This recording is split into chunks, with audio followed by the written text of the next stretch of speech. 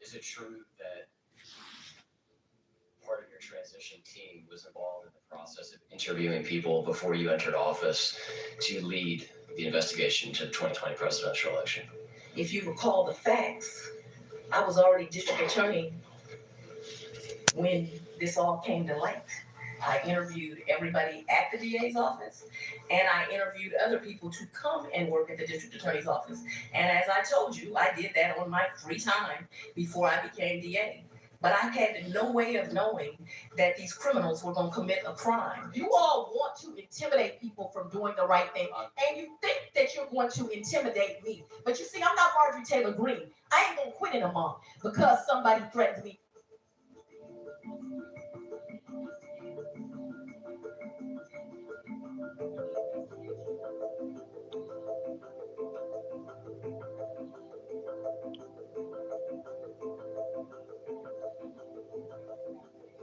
Mr. Peter Skandalakis, as head of PAC, continued the investigation after you were disqualified. He concluded the investigation did not further warrant further action. Mr. Skandalakis has never read our entire file. When he just dismissed his case, there is no way that he read the entire file.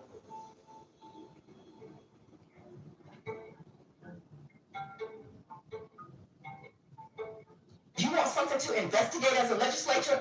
Investigate how many times they called me the N-word. Why don't you investigate that? Why don't you investigate them writing on my house? Why don't you investigate the fact that my house has been swatted? If you want something to do with your time that makes sense, and you can use all this in your campaign ad, you attacked Fonnie Willis. What have you done, sir? Nothing.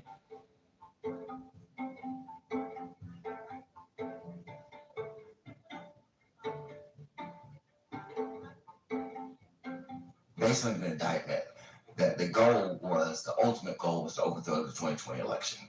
That is the ultimate goal. And we've had people that are supposed to be leaders that instead of being leaders are just cowering down. This country needs leaders, not cowards. You ready to tell them what they want to hear?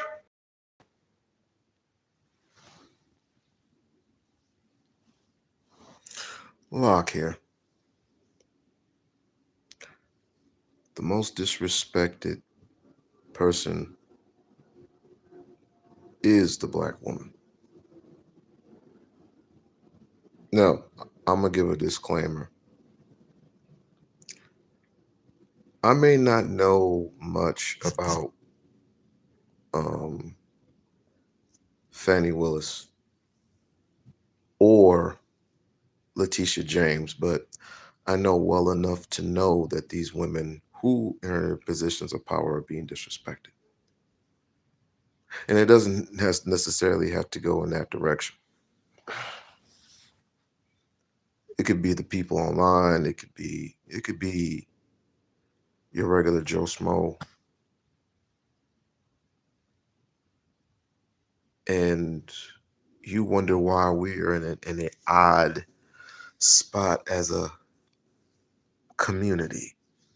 We are in a very odd spot, and I try not to let little things bother me. But as I travel around the YouTube hemisphere, it's getting ridiculous. Very ridiculous, and it's mind draining. We are supposed to be, I thought we were supposed to be the protectors and the providers of not just women, but children on this planet. Of course, you're going to have some setbacks, but overall, it's more like you're supposed to follow me, and you're supposed to follow behind me. You're supposed to be the nurturer. You're supposed to be cooking and cleaning and make me a freaking sandwich. The whole sandwich thing is starting to get on my nerves. You are a grown ass man in a grown ass world, and you mean to tell me you can't get up and make your own damn sandwich? Then I don't need, if I can't get up, and this is petty. If I cannot get up off of my ass, off of this brand new couch that I'm sitting on, go in this kitchen over here and make me a sandwich without without my wife or my girlfriend or my daughter or my niece or my grandmother or any female, right? It could be my next door neighbor. The point is, a man who's standing 10 toes,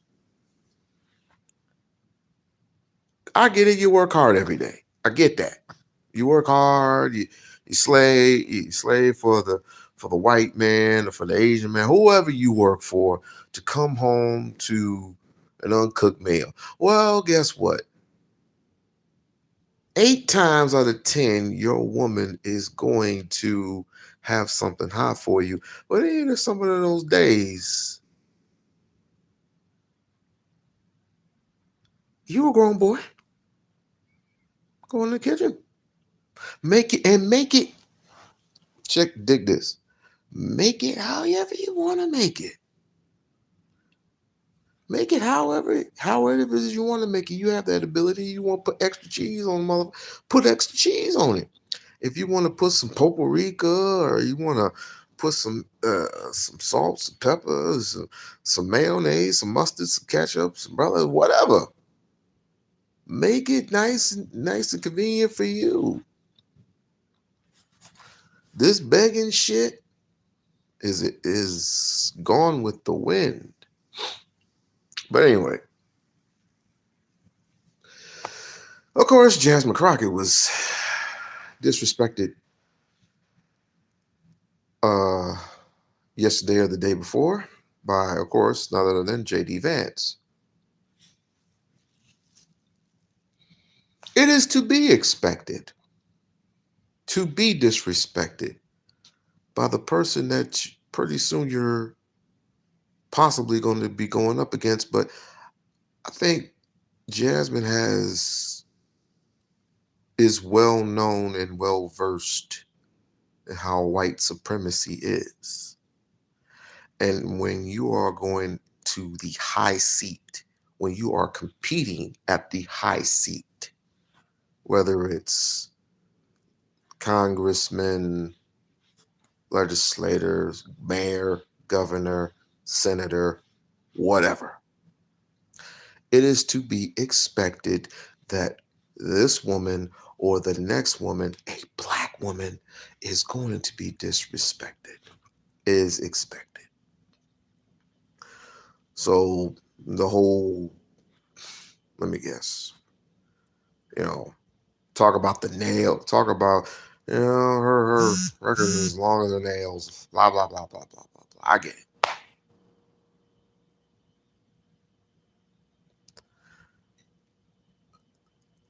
I get it. And I would tell Jasmine, I would have been like, look, let them foam at the mouth at your presence, because quite frankly, it's just like, I treat it like this. You know how us brothers, we see a person like Jasmine, we look at that figure like, because we've seen it all before. We know what our women have versus a white woman that don't have much. All right? We see it go, Let these white people, let these redneck peckerwoods foam at the mouth like wolves over the presence, just like Cleopatra. And just let them say what they need to say. You run your race. That's what I would tell her. Run your race correctly and a little bit of discreet. Slightly discreet. Because like I said, when Letitia James, right, is getting indicted not once but twice by Donald Trump because he's on his vengeance tour, and it's the same thing here with Fannie Willis. You would expect the worst of the worst to happen with these two individuals, and it's going to be more in between. And the whole not Charlie Kirk, what's her name? Mrs. Kirk. I'm gonna call her Mrs. Kirk because I don't know her. I don't. I never knew what Charlie Kirk. Half of America never even knew who Charlie Kirk was. But you got people here proclaim that they know Charlie Kirk because they were on Charlie Kirk's once or twice. Whatever. The fact that when you tell Joy Reid that she needs a hug.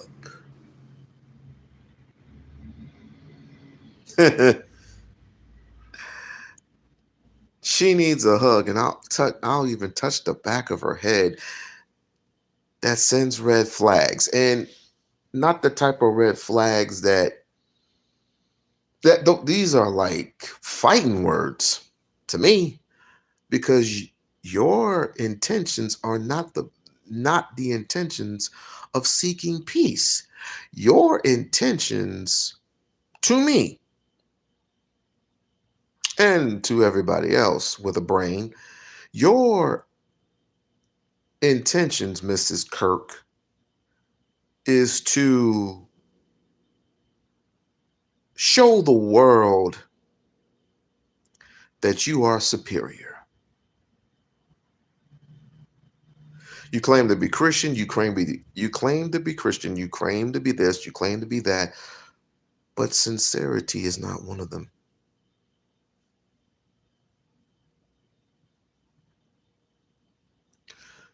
And ultimately, these men,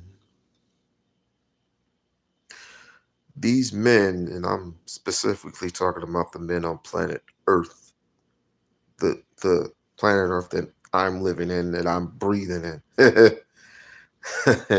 Oh, some of you brothers need to take a nap. And I'm not talking about permanent. Some of you Negroes, y'all just need to take a real good nap and wake up, hopefully refurbished, refreshed, mind reset, because your excuses are trash. Your excuses are really, really trash. You say that the black woman is unruly. You say that the black woman can't get her in. I believe it was Kirkland who said this. TJ Kirkland, right? That they're unruly, so to speak. Nigga, your black ass wouldn't be here if it wasn't for a woman. I would say God regularly, because God does put miracles in a woman for even you to exist. But nevertheless, I've said this before and I'll say it again. If you treat them better, you'll do better.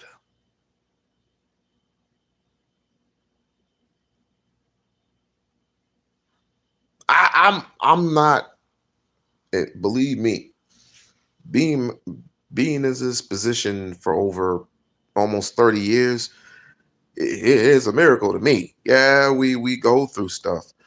We, as Donnie Kirkland would say, we fall down so we get up.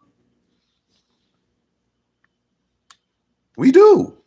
We have our ups, we have our downs, we have our highs, we have our lows, but a woman is always there when our emotions are like night and day. And all we want to do is come home to a nice and quiet place. And your woman is excuse me, I'm so sorry. I do deeply apologize. The black woman, whether she be Kenya, whether she be Ghana, whether she be Cantonese, not Cantonese, that part of Africa I can't even mention, or American African. If she has melanin skin, her touch, her touch towards you, her presence towards you should be enough to settle you down. Because when that happens, you feel a sense of God, still you feel the sense of presence of God in the room. Correct me if I'm wrong, but isn't your home a place of peace? I can't speak this afternoon. I don't know why. Your home is supposed to be a place of peace and tranquility.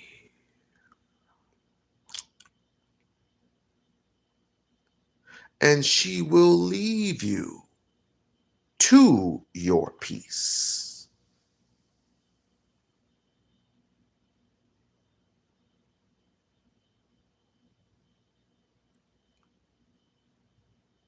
Ah, boy, oh boy. Yeah, but your woman would like it. I bet you your woman would love to settle down with me on this here couch and play with the God likings of my hair along with my dick while she swallows it whole. And I can just look up and say, good Lord, have mercy, Jesus. Mm, mm, mm.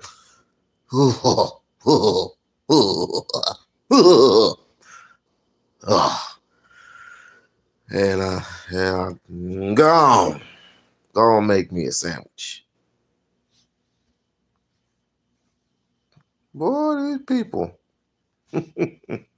Now go and sit in the corner somewhere and think about what you just told me. But anyway,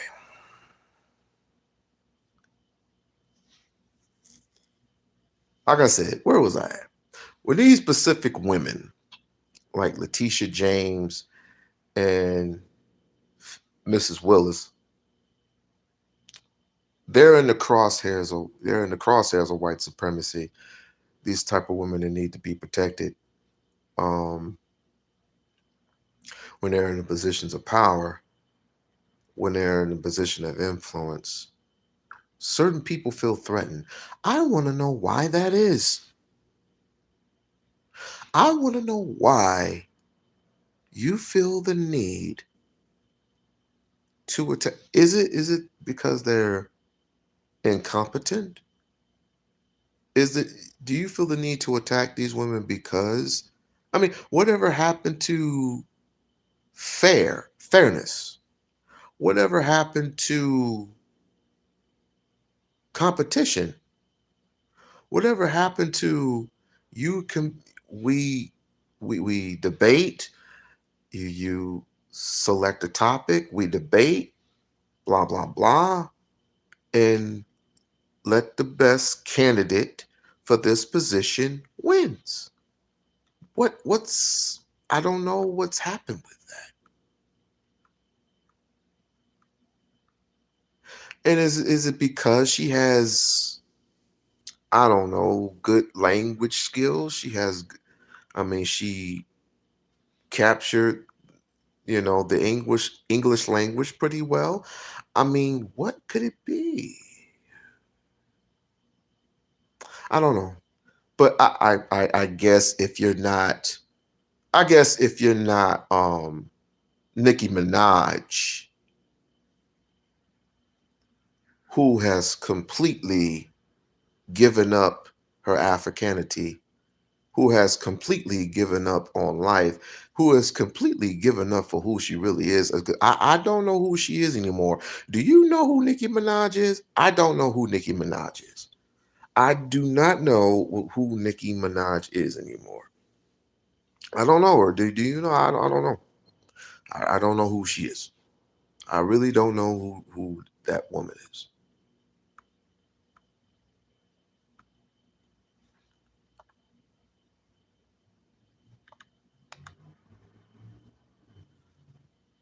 Okay. Well, damn. Okay, I can just go to the source then. No problem. I can just go to the source.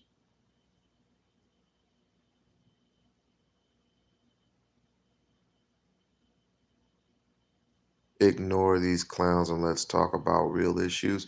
It's kind of difficult to talk about real issues when actual fact the people who are talking about real issues, they are considered stupid and incompetent.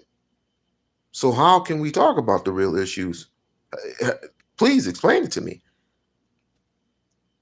When Jasmine Crockett talks about real issues, that shit is being overlooked, and it's her hair, how she moves, how she walks, how she talks, and she's unruly and she's unmarried. So how can we get it? But she's in the positions that she's in for a reason, because someone had the guts enough to give her a chance to speak about these issues.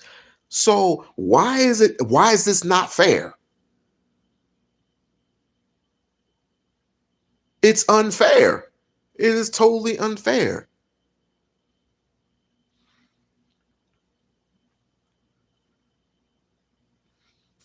What if there was so fake, how come they are in the position because of the Trump era? You got to be realistic about this. Because of the Trump era, these fake people are in the position that they're in. JD Vance, um, Charlie Kirk's wife. I'm just gonna call her Mrs. Kirk.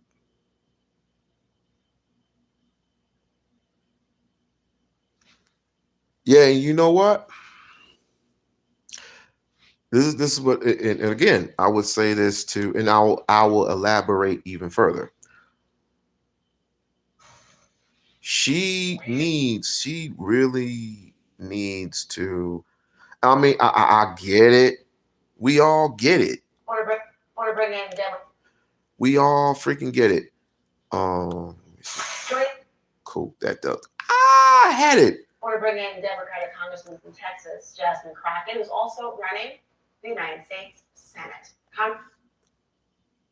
Let's see if I. Uh-oh. Now I get to go back. Give me a second. I get the guy right here. Boom. But you know what I said? This is what I would say to her. It was like, they say something, don't even engage in it. Let the people who, like myself and others, let us engage in those conversations. Let us engage in ignorance, because we're not running for a seat. You are. So and I'm sure if when I get on the phones, I will express my concern. Nevertheless, she knows what she's doing. You have to give her a chance. We give what I'm telling you all, especially in the chat of 45 people, and I do appreciate it. Give her a shot. Give her a chance. We're weeks in, but we got months until November. Let's see what she does. We got weeks. It's been weeks, but we got months. So let's just see. Let's just see what she does. Let's just see what she does. Joining us now is Democratic Congressman Congresswoman Jasmine Crockett of Texas. She sits on the House Judiciary and Oversight Committees.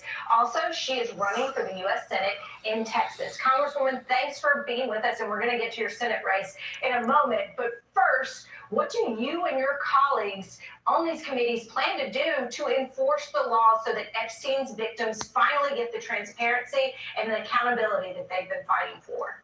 This is a new one. Yeah, it's going to be difficult. I would love to be a good politician right now and tell you that we've got, a DOJ that we could expect to actually do enforcement of their own DOJ. But we are living in an age of corruption, and it is so unfortunate that not only is there a lawful subpoena that has been out there for quite some time from the Oversight Committee, but now the entire House and Senate passed a law that was signed into law, the Epstein Transparency Act, that will not expire at the end of this Congress. And we still have a defiant Attorney General who has decided that her oath is to Donald Trump and it's not to the Constitution. And so it is very difficult to imagine how we are going to get anywhere with this particular DOJ.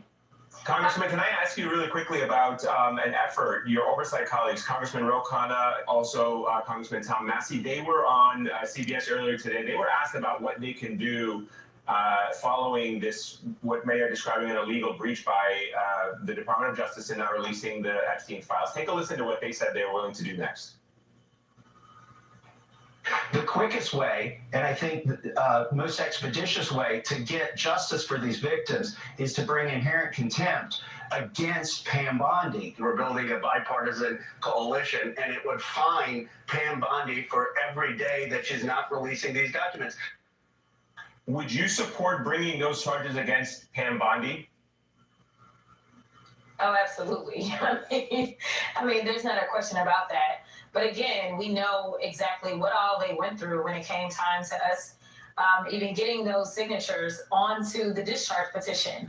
I mean, for everybody that thinks that it's a mistake or thinks that the timing isn't questionable about the fact that we got out on Friday and instead of us actually being in, and it just so happens to coincide with the day that the DOJ was supposed to do their production. I mean, this is all obviously an effort that not only the speaker is involved in, we obviously have the DOJ and the White House involved in this cover-up. And so, we'll see. Will Mike Johnson have his members under control to the extent that we're unable to get the numbers? But we know that this speaker is willing to shut down the House if it means protecting this corrupt president and his administration.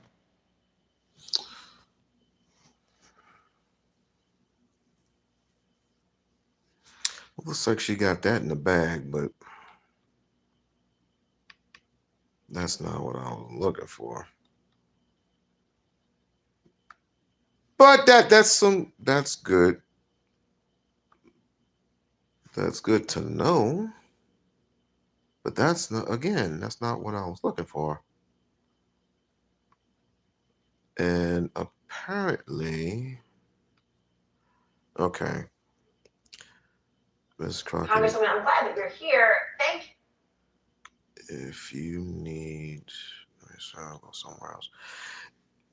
If you need someone to enforce law on Trump or him,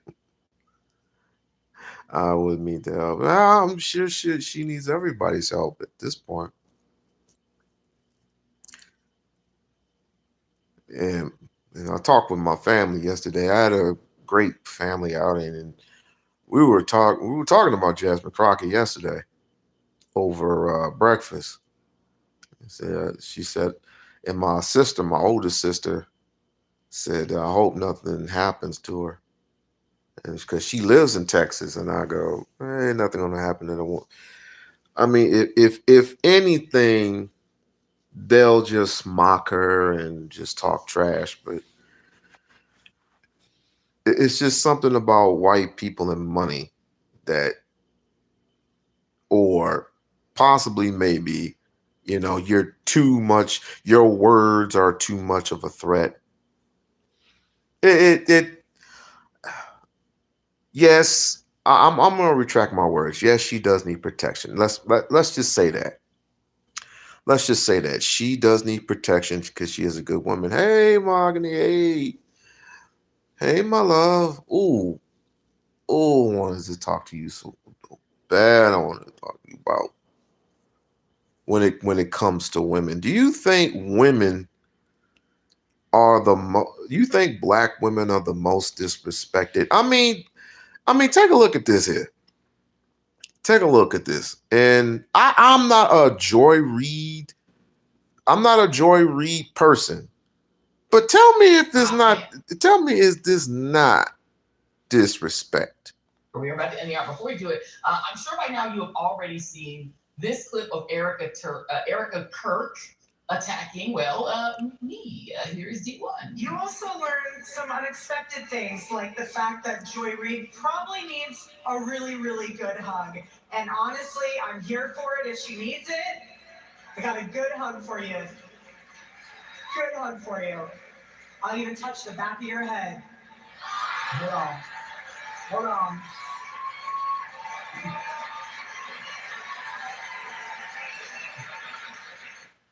Nope. Nope. First of all, my first response, it does come from the movie Get Out. Jason, please tee up D2. This is my initial response. Oh, no. No.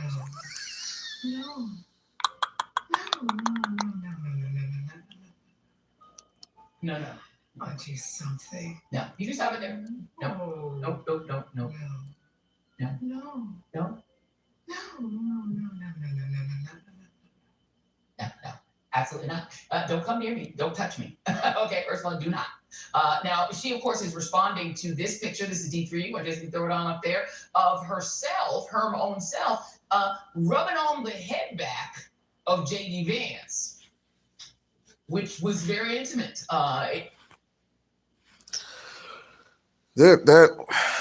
That's a you know how they used to, and I know where she gets this from. She gets this from when the slave master, of course. Yes, I'm going there. The slave master, when you do some good things for the slave master, he tends to do this a lot. Like, good boy. Good boy. You did this for me, good boy. This is a gross picture of JD Vance. I'm seriously trying to look for that. Oh, and Mahogany. Get your girl Nikki. Get your girl Nikki. Put her in the closet somewhere. Put that up in the closet somewhere, you hear?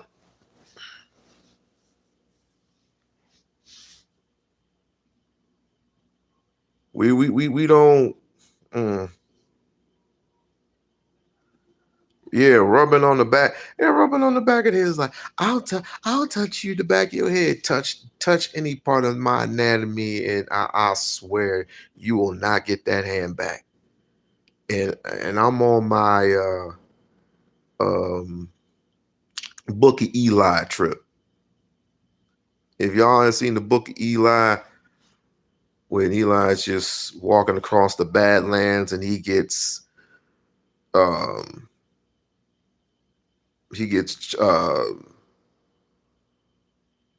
these people try to rob him and kill him and eat him alive. He had that blade on him. He said, touch me again, you will not get the hand back. That would be the same thing for her. But I ain't got no blade. Or do I? But that's just, again, that's the sign of the slave master when he patted the slave on the back of the head. Whenever you did wrong, he's like, this is for your own good. Wakaya, Wakaya, Wakaya. But every time you do right, it's like, good boy. That's a good boy. That's a good nigger. That's a good boy. Why do these people feel that they can get away with anything? Any and everything in the world. I don't get that. maybe it's like something that I don't know, because you are in the Trump era, and I get it. I truly get it. You want to express so bad. You want to express so freaking bad that you are capable of saying any and everything you want without consequence. Right. I get it. I told y'all a long time ago. Say what you need to say. Congresswoman, have you been in touch with any of the Epstein survivors since these documents came out? And if so, what is the administration? Congresswoman, have you been in touch with any of the Epstein survivors since these documents came out? I can't even find the damn thing. Ugh. Because I know she was cussing JD Vance out. Let me see. I'll have to find it. The administration. Congresswoman, have you been in touch with any of the Epstein survivors? Let me see. Maybe it's over here. Give me a minute. I have to find that. I have to find it. It is my duty. It is my destiny. I don't know. Maybe Reese has it. Let me see what Reese got. There's always a Let me see what Reese got.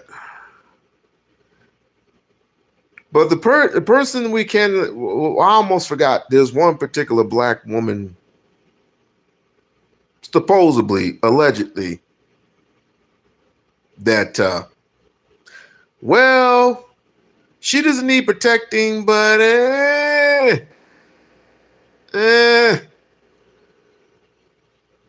go and explore on the other side of the fence if you like. We don't care. Even though you are a black woman and you do need protecting, you kind of like was treading the muddy waters a little bit. And you found out that you got stuck in that motherfucker when we told you specifically, or T.I. Tip Harris told you was on some bullshit when he asked you the specific question, what part of Make America Great Again, what era was that? And you refused to answer with a straight question. You just went all the loopholes and all around and on. You know who I'm talking about. Ooh. Oh my. You got your sleep. I am well rested, bro. I am well rested. Thank you.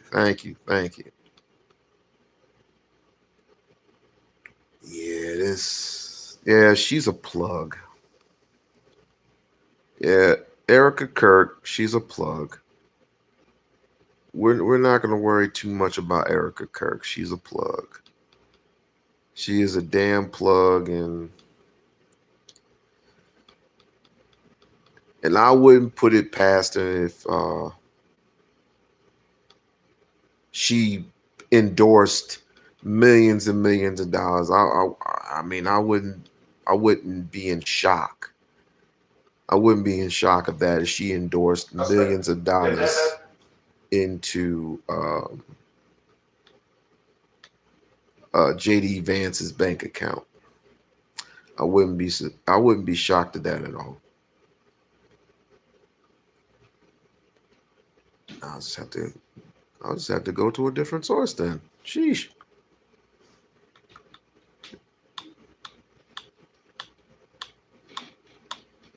But needless to say, like I said, for those who just came in the room, Jasmine was being talked trash about, right? Once again, JD Vance was campaigning for something, and ultimately, Jasmine Crockett's name was mentioned. And I'm thinking, oh, where is it? Is it this? nope, that's not that. And of course, it's like, yeah, okay, cool. Maybe it is. Nope, that's not it. I don't. Oh, it is that. It is that. I'm so stupid. Hold on. I'll listen. But what part? What I should have put the timestamp where it was. Never mind. It was that. Right. Oh, you know what they did? They deleted they edited it. I know why. They edited it. Was I live last night? Yeah, for a little bit. And then I took my happy ass to bed. I took my silly ass to bed because homie was tired. So let me see. So yeah, I can go back now.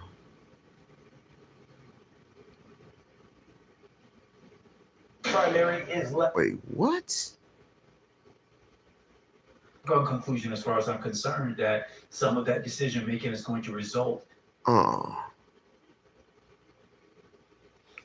Let's see. Out, and if so, what have you heard from them? No, I have not. Obviously, we have the release once we were released from our duty. We were released on Thursday, and I've not been in touch with them since then, no. Congresswoman, we had one of the survivors, Liz Stein, on earlier, and she talked about the fact that we keep hearing from people in the White House, at DOJ, that they are in touch with survivors, but she says to her knowledge, not only has she not actually been contacted or given the opportunity to have a phone call, but that the many survivors that she's in touch with, talking to basically every single day, that they haven't had that chance to have a real conversation with the people who are supposed to be investigating this, leading the way on this. Why do you think that is? I mean, I think we all know why it is, but I appreciate the question. You know, these are people that are more interested in covering for pedophiles than they are seeking justice for these survivors. And that's actually how we all got here. I mean, I think that, yes, it was great that he went out, he made a campaign promise. But as we know, this president is good at making promises and terrible on actually following through on those promises. We know that part of the reason that there was a rift between Donald Trump and truly one of his most loyal supporters, Marjorie Taylor Greene, was actually over this very issue. I mean, Marjorie. Sorry, had an emergency phone call. Oh, my daughter, she's had to speak with me about something. But where were we? Oh, yeah. Sit down with the survivors. She was trying to be a go-between, something that I could never be for this particular president, and she was unsuccessful. And instead, he decided to call her a traitor. He decided to go against her. So it is clear that this administration knows that this president is involved as it relates to these Epstein files. In how many ways, we don't know. But we know that they are willing to do everything that they can to cover for him. And frankly, the people that are still standing by him, honestly, I don't think that it really matters what all he did. They're going to stand by him anyway. And they could actually move on from this if they would just go ahead and be transparent instead of doing things that put the survivors into a worse position. Instead of actually allowing those donors of his, those friends of his, those other powerful men that still may be involved in some sort of sex trafficking, allowing them to have a pass and allowing them to remain in the shadows. Interesting.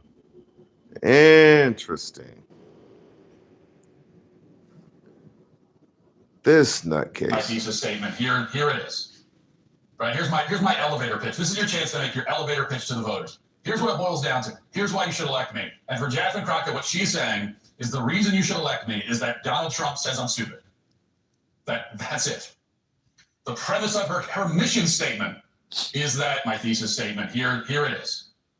Right, here's my elevator pitch. This is your chance to make your elevator pitch to the voters. Here's what it boils down to. Here's why you should elect me. And for Jasmine Crockett, what she's saying is the reason you should elect me is that Donald Trump says I'm stupid. That's it. Donald Trump says I'm stupid. Again, push forward. Push forward. Don't worry about that nut. Don't worry about any of these redneck peckerwood some bitches. Let us handle the easy work. Let us handle the easy work. You just go ahead and campaign and do whatever you got to do to win that seat. Because like I said, you're going to win the primary. You're going to win the primary hands down, in my opinion. But the general, you're gonna have to put some work in, and talking about Donald Trump all day ain't gonna get it. He gonna talk about you. He's gonna have his minions talk about you, jab at you, intimidate you. Just stand in that protective shield. We got you. Let's pretend that we the Avengers. I am T'Challa. I am T'Chaka. Whatever. T'Challa, T'Chaka, whatever. I'm the Father and the Son. All right. And I got the vibranium suit. You stick with me, you good. Right? You stick with me, you stick with people who are supporters of you. And speaking of support, go to change.org/swear in Jasmine Crockett for U.S. Senate.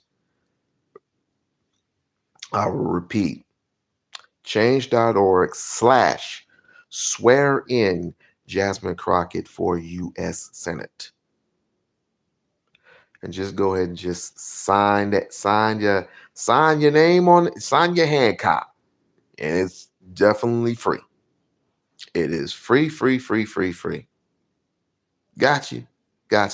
Okay, good. I don't know much about Letitia James other than she tried to indict Donald Trump for some wrongdoing. And now that the tables are turned, of course, they tried to indict and indict her on the most dumbest things ever. The most dumbest things, owning property. We can't have anything.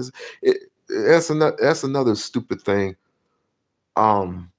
Is the reason why women, black women particularly, are the most threatened.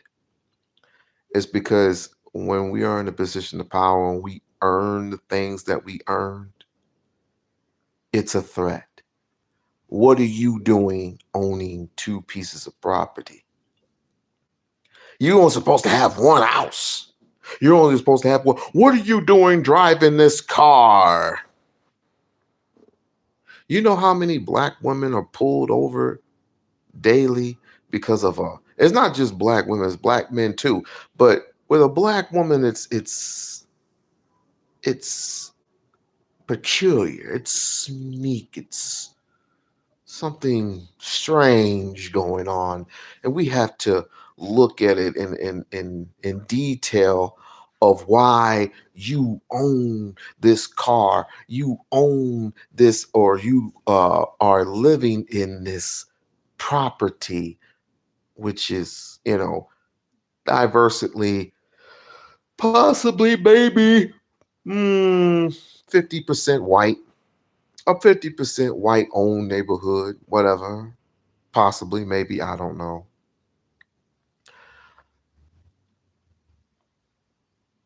But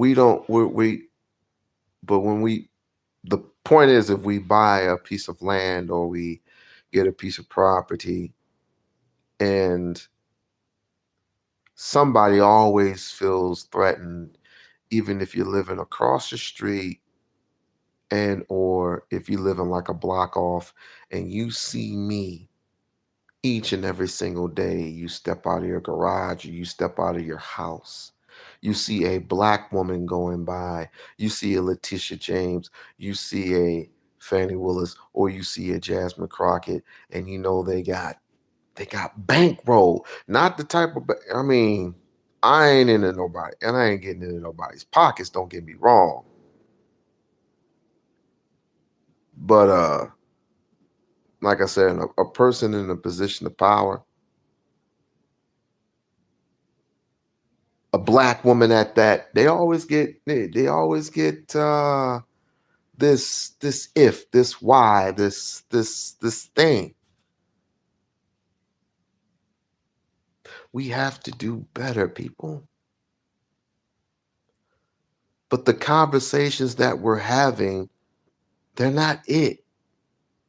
They are not it. And I explained to you yesterday why that is.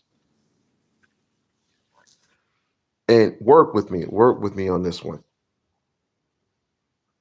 Even though the conversation that on the Lapeef show, what they were having were about immigrants and how Africans or tethers and a different, they call them tethers in different parts of the world, whether you're African, Jamaican, Haitian, or whatever, Britain or whatever, you have these particular conversations every single day. And most of them are about Black women. Most of those conversations are about Black women, yet you invite Black women onto your platforms each and every single week. And you want some type of reaction out of them. What type of reaction, depending on what it is, you're going to get.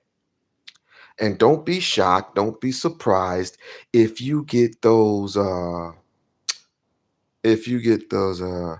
why is she talking to me that way type of vibes. Now I don't but I'm gonna go over here. I'm gonna go over here for a second, and I'm gonna say to the ladies, let's just be respectful, right?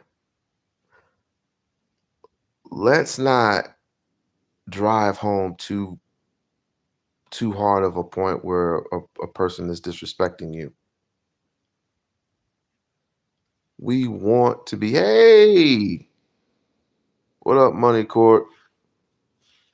We want our women to respect us as much as they respect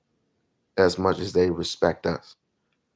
But these conversations are getting few far in between. Just the most, it's a combination of what the topic is. Okay, go to a topic. Okay, do you believe that a woman should submit to a man? And we get into the reasons why. And once a woman gets into the reasons why, then there's always some nut job that goes it was supposed to be A, B, C, D, E, F, G. He goes A, B, D, F, Z, H, all over the freaking place. In other words, he can't hold his wad long enough to let the woman land her plane. And when she can't land her plane, then that means this person gets this person starts interrupting, that person starts interrupting, and then all of a sudden a woman is unruly and yada yada yada, and especially in the case of Saint the Sinner. And I'm not calling them out, I'm just putting a name out there. I would name Obsidian too. That's another clown. That's another clown for another live stream. We are here today because the people who are in position already or who are about to be in position, they were being called out at one point or another, and it's been an expand for over a month. Jasmine Crockett, like I said, her and JD Vance was talking slick out of his mouth. I can't find the original clip because they edited it out because they don't. I guess they don't want her campaigning that, and which is a good move, by the way. We don't want any other JD Vances or any other Donald Trumps, or even if she wants to get slick at the mouth, Erica Kirk. She doesn't need that type of campaigning going on. Campaigning on why or the people of Texas need their the wages should be going up. It's the same thing here in the state of Nevada. They're at 750 versus the state of Nevada, which is 850. You can't live off that. We're going to start campaigning on that. We don't have to talk anymore about anybody being disruptive. We are moving forward. We are moving forward in the land of white supremacy. So when she's going to win the primary. I mean, no disrespect to James El Toro, what his name is. No disrespect to that guy, because he even low key promoted Jasmine Crockett, which is cool. This is what you want. This is definitely what you want. But all this other extra stuff. Yes, definitely. Him, yeah. All this other extra stuff, we ain't going. Now let's get to this woman. I don't know too much about Letitia James other than what I just told you. But let's get into what she was. Let's get into it. They're not entitled. We're seeking to basically quash the subpoenas, and also we're challenging the appointment of Mr. Sarkome, arguing that his appointment was illegal and unlawful, consistent with the other lives. So Judge has all the information, and we're confident that he will be disqualified. And when he's disqualified, the subpoenas are removed.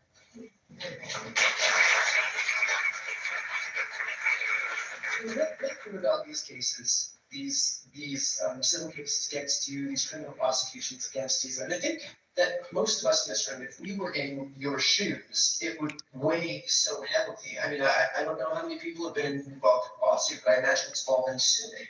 And so, when you're involved in not just one, but so deeply in the crosshairs of the most powerful person in the world, how does that weigh on you? So let me just say, the case involving Mr. Trump and the NRA. But I want all of you to know I don't spend most of my time focused on the President Joe Biden. The vast majority of my time is focused on tenants' rights, consumer rights, investor protection, elective rights, to standing up and defending the rights of the LGBTQ community, particularly the trans community right now that are under attack. They're being scapegoated. Focusing on issues again that affect the pocketbook issues. Affordability at this point in time, which I don't believe is a con, Mr. President. I believe affordability is a real issue. People are struggling right now making ends meet. My time is focused on all those cases. Focusing on, we were just recently given the ability to look at voting rights in the state of New York. Following Shelby, now in the state of New York, whenever there is a change with respect to the election process, it is subject to and approved by the Office of the Attorney General. We also have a new statute where, unfortunately, whenever there is a police-involved shooting which results in the death of a civilian, it's the Office of the Attorney General that reviews that to determine whether or not we prosecute that law enforcement officer. So it's all of that and more. So we do have a federal initiatives team that I organized and created as a result of the Trump administration, but the vast majority of my time is defending New York State, protecting them from harms from Washington, D.C., particularly at a time when Washington, D.C. is engaged in retrenchment, recognizing and respecting and defending the sovereign rights of the state of New York, and working with my colleagues across the aisle, including your great Attorney General, Rob Bonta.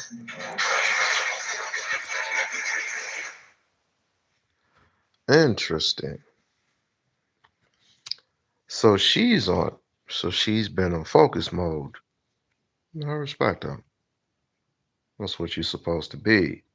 And I'm sure that Jasmine Crockett is doing the absolute same thing at this point and just moving forward. And that's what we're going to end up doing. I didn't mean to put the Umar thing in there, but I will say for the short part of it, the man does what he does.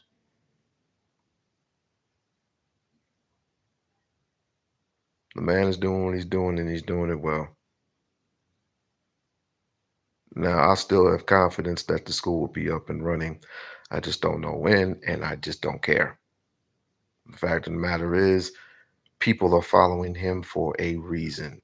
And the more he is out there, the more people are going to want to hear what his interests are in certain topics. So I wish him nothing but the best of luck. Nothing but the best. That is my brother in arms. And I respect the things that he's doing. I respect him when he went over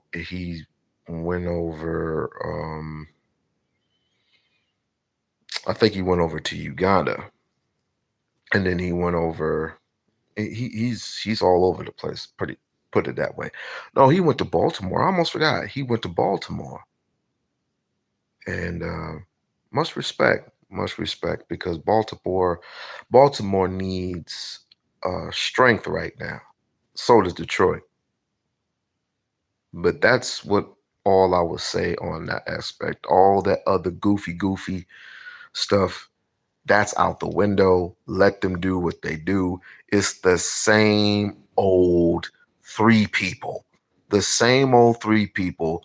One of them, I'm not going to even bother to mention their name because his name is irrelevant. Because he can't do anything. He can't do anything else. He really can't. And none of these motherfuckers get to debate him.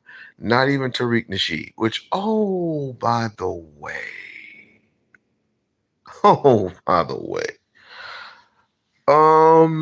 Question. To all you FBA people out there, FBA, ain't no other black. If you live here, if your ancestors live here, la la la la la la. Question. Do you have immigrants in your family? If we looked at your family tree dating all the way back to the 18th, the 17th, and the 16th, and will we look at your family tree? Are we going to find an immigrant? Or yet, are we going to find a white man? Are we going to find, Irish? Let's just put it that way.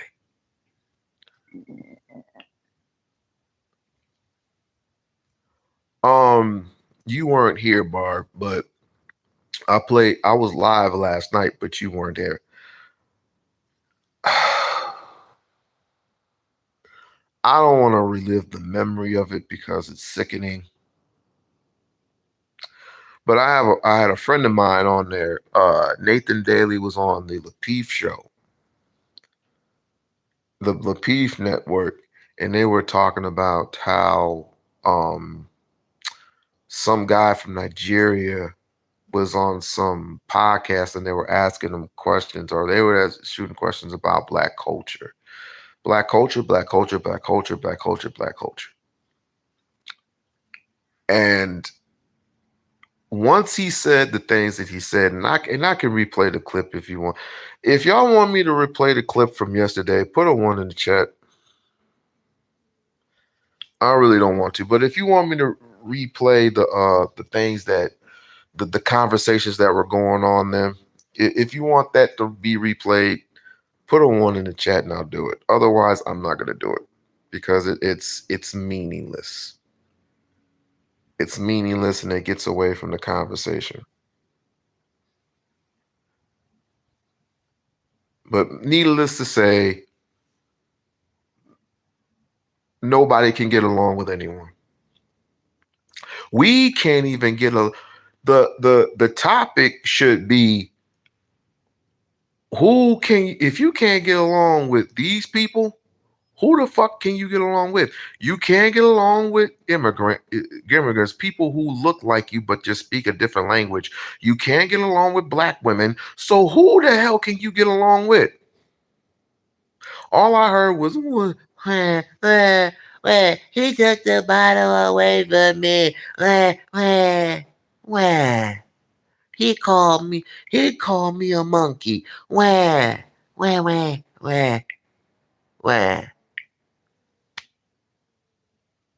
He said we had no culture. Wah.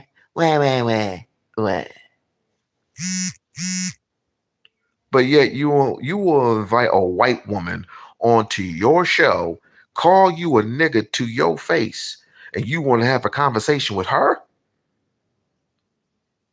The hell do you think this is? Are you familiar with Barb?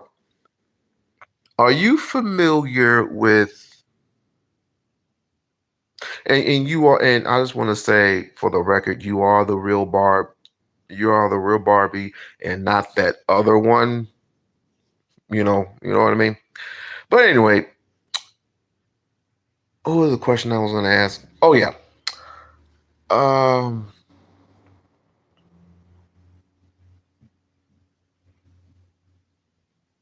do you have immigrants in your family? I know I do. I know I do. It's on my father's side of the family.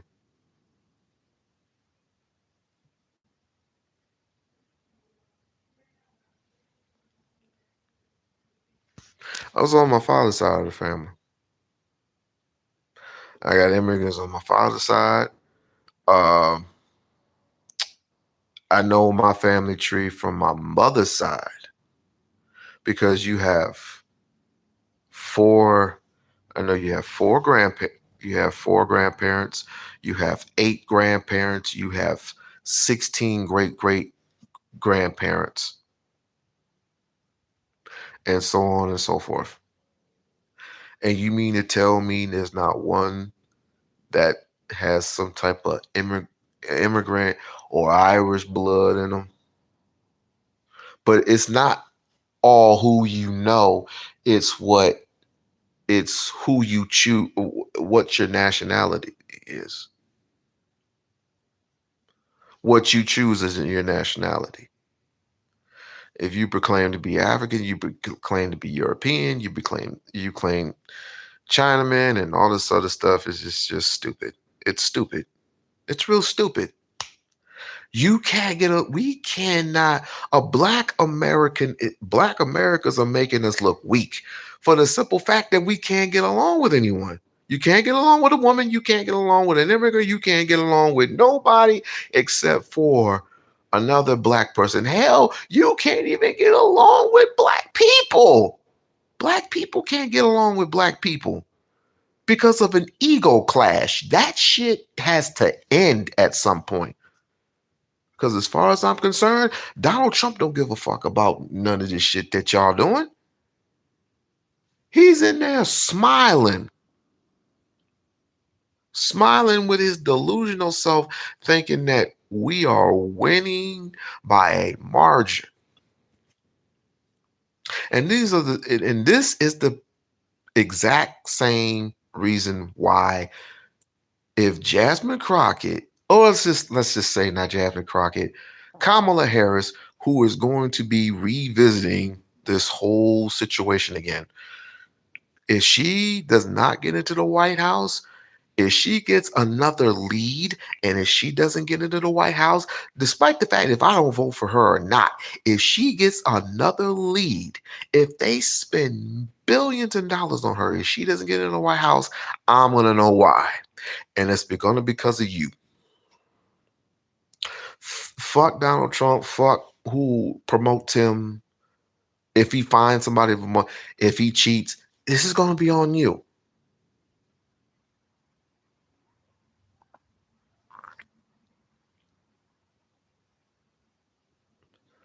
This is very crazy. All because a person stated that black people don't have a culture. If you, even though he is absolutely wrong about that, give the context of why. But don't invite him. Don't say don't invite him to the cookout because he won't address it how you want to address it. Who the fuck do you think you are? You don't own and control shit around here, boy. That's why. And then Nathan, shouts out to Nathan Daly. That's my brother.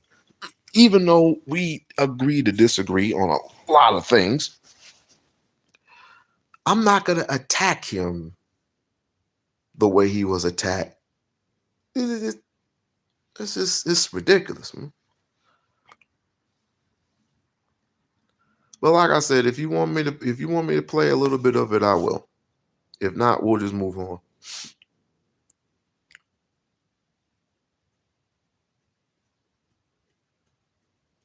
Immigrants, no matter who you think, white people, I almost forgot to tell you, white people don't even like white people.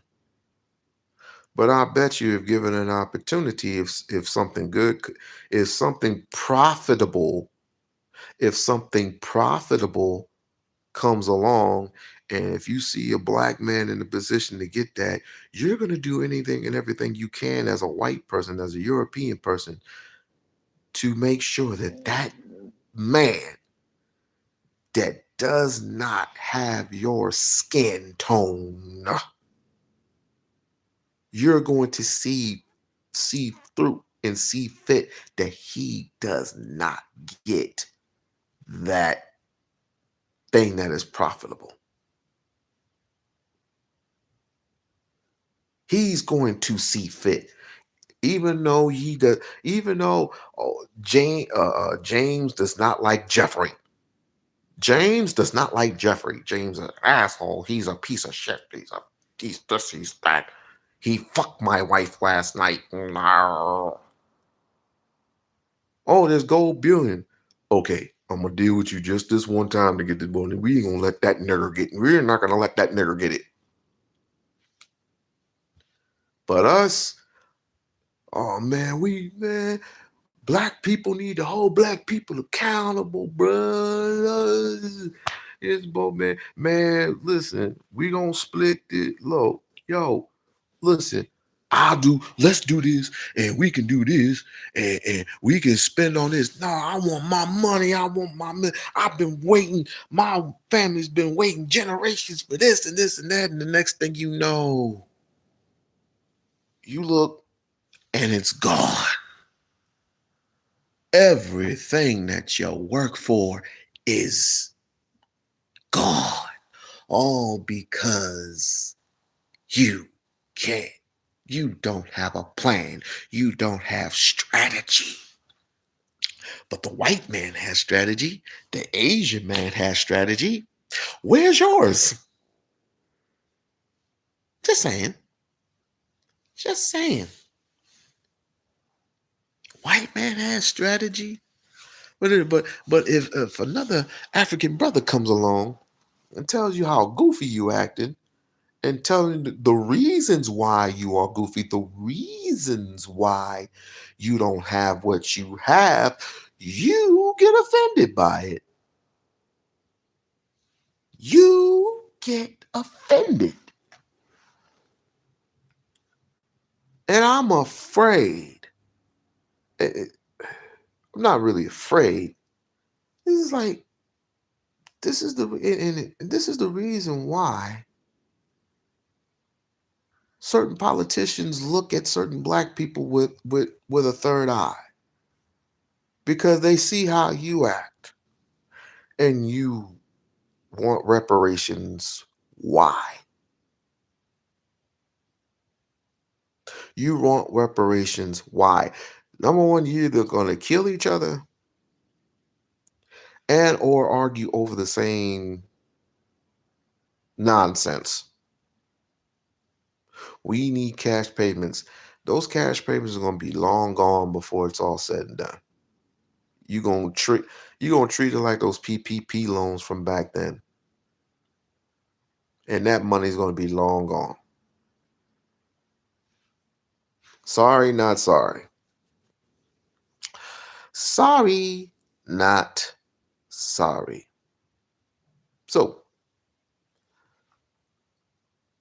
I'll play a little bit and then we can be up out of the way. But now, Erica Kirk, you will not put your hands on any black woman, even though is okay, even though that the black woman, even though it's just we don't get along with each other, I will not allow a white woman like Erica Kirk to put her hands on you. And that's what's up. That is what's up. But there's one in particular, which one should I go to? I'm just gonna, you know what? I'm gonna play the entire thing. Not the entire thing, but just a little snippets of it. What I think the primary reasons why we are being disrespected. We can't get along with each other. We just simply can't get along. There are very few people there are very few people I'll let into my circle.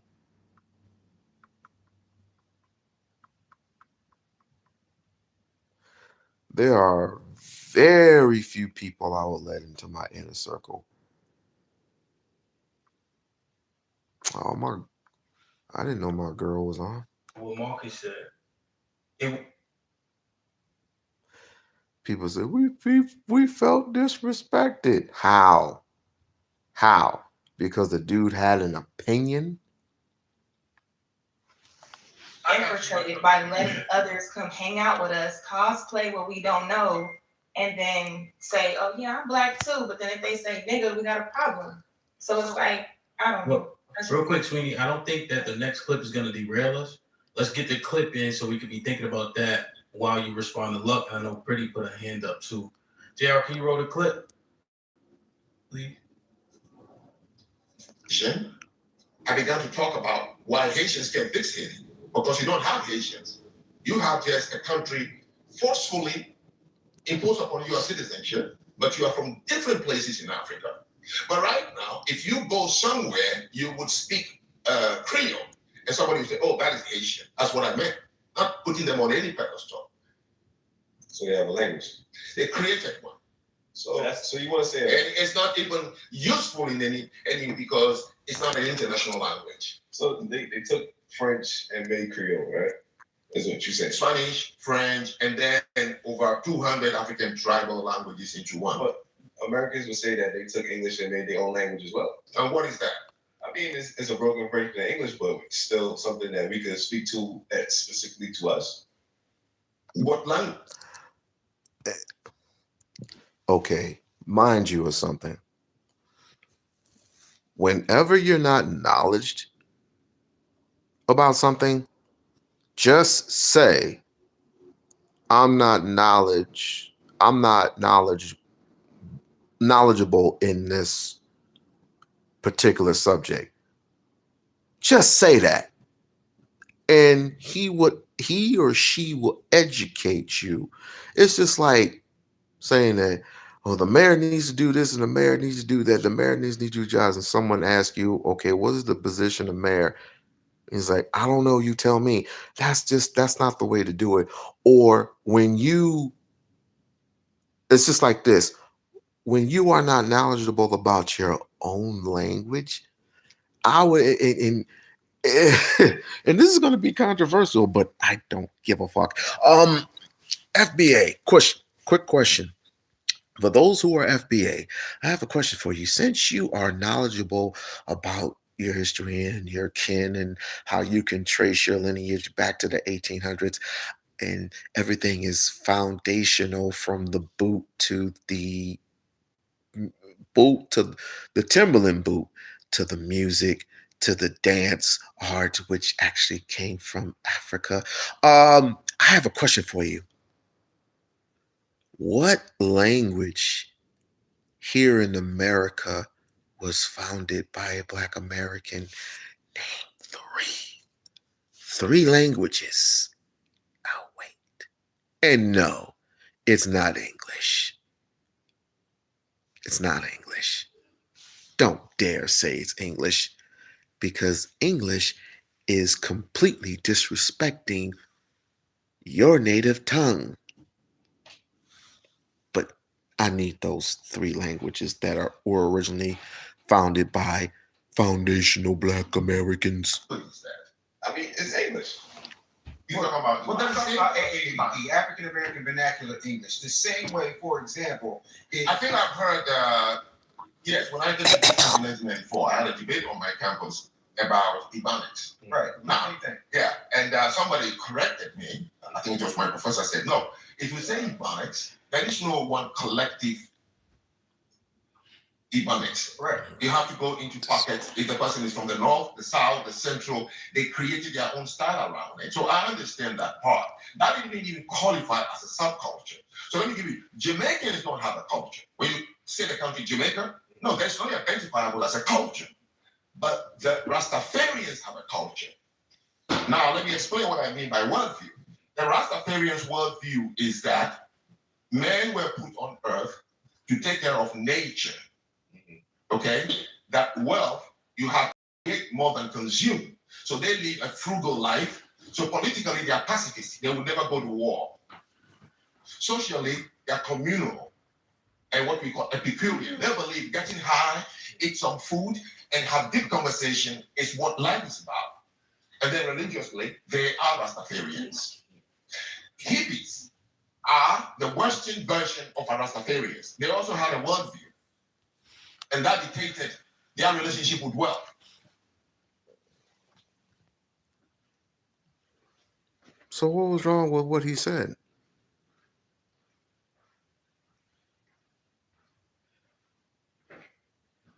Before I go further into it, what? It's right here.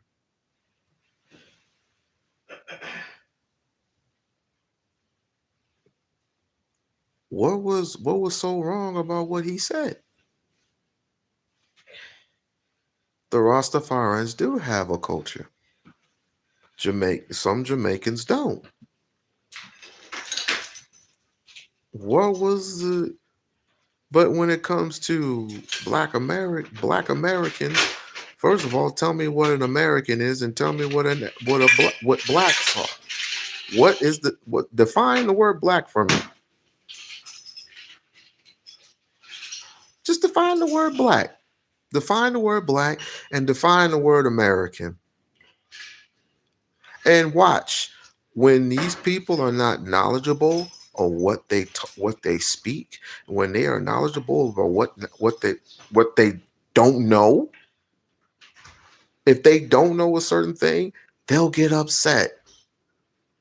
They will personally get upset, but they know the things that Black Americans have made. And I'm not saying that they did not make anything. I'm not saying that they contributed to anything. I'm not saying that at all. But for Jesus' age, tap dancing Christ, would we please pay attention when it comes to the people, comes to your people, your foreign people, the people who are in Africa, which if they go, you go. Those are your brothers and sisters over there, whether you want to acknowledge or not. Yes, we do have bad ones. We do have bad seeds. Yes, we do. But do not put them in the same category as the word they're not like us. This ain't Kendrick Lamar. Stop biting off Kendrick Lamar's jock. This ain't, they ain't like us. This ain't that. This ain't fucking that. The hippies believe that humans were put on earth to create and consume. And that living in community and being frugal as to wearing the most, inexpensive clothing and using things together is what life is all about. So it guided how you see them dress, where they shop from, why they marry, on and on and on. That's what I mean by any society, if you want to understand them, is the worldview. The Jews believe that.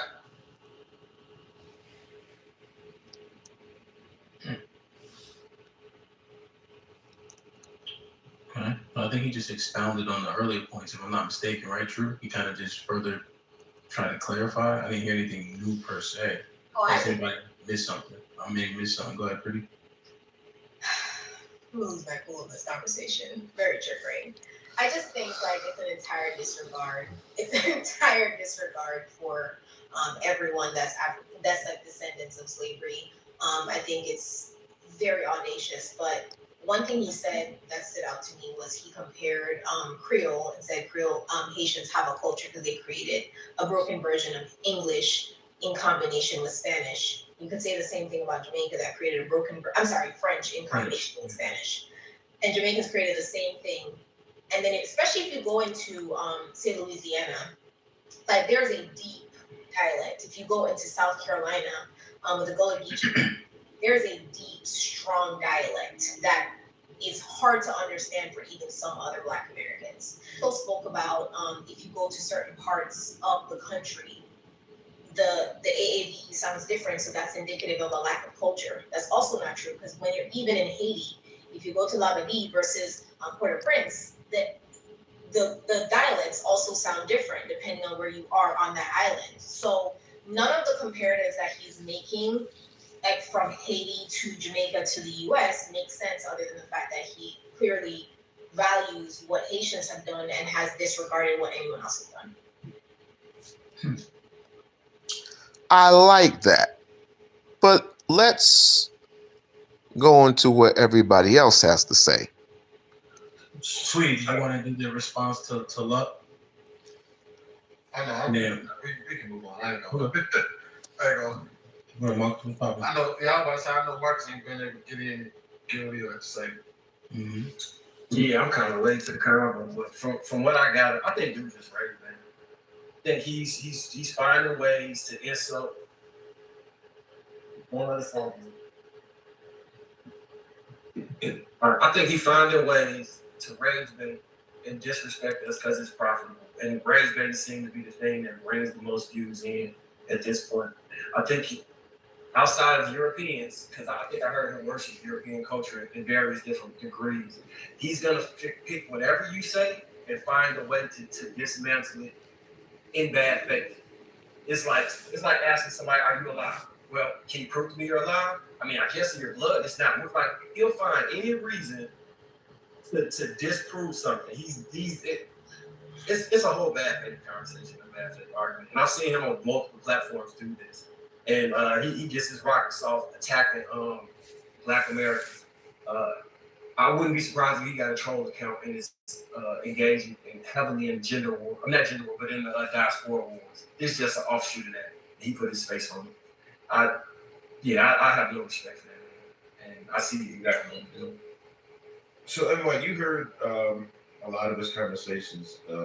Has anyone ever heard like what the point is? Like, is he trying to be constructive at all? Has he said anything to get to a certain point? Is there a goal that he's actually trying to reach? Because I'm confused on that. I've heard a lot of rhetoric that's just insulting, but I haven't heard what the mission is. What is it that he's trying to accomplish?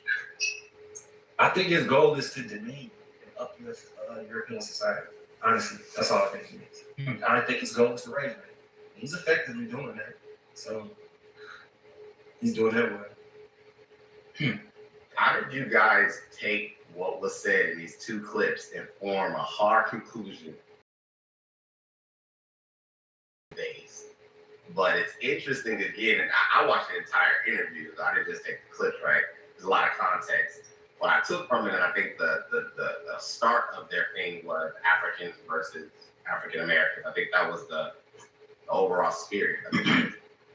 And as he's inquiring, all four Americans have very little to give feedback to.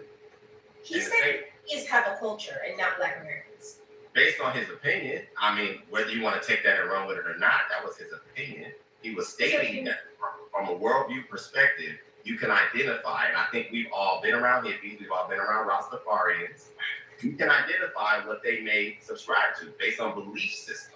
So when we're looking at Black Americans, again, going back to the original question, what would you say for us? And we can't really define it because we all have some level of introduction to life or how we carry that life. Like some of us are Christians, some of us are Catholics, some of us are Muslims, and so on and so forth.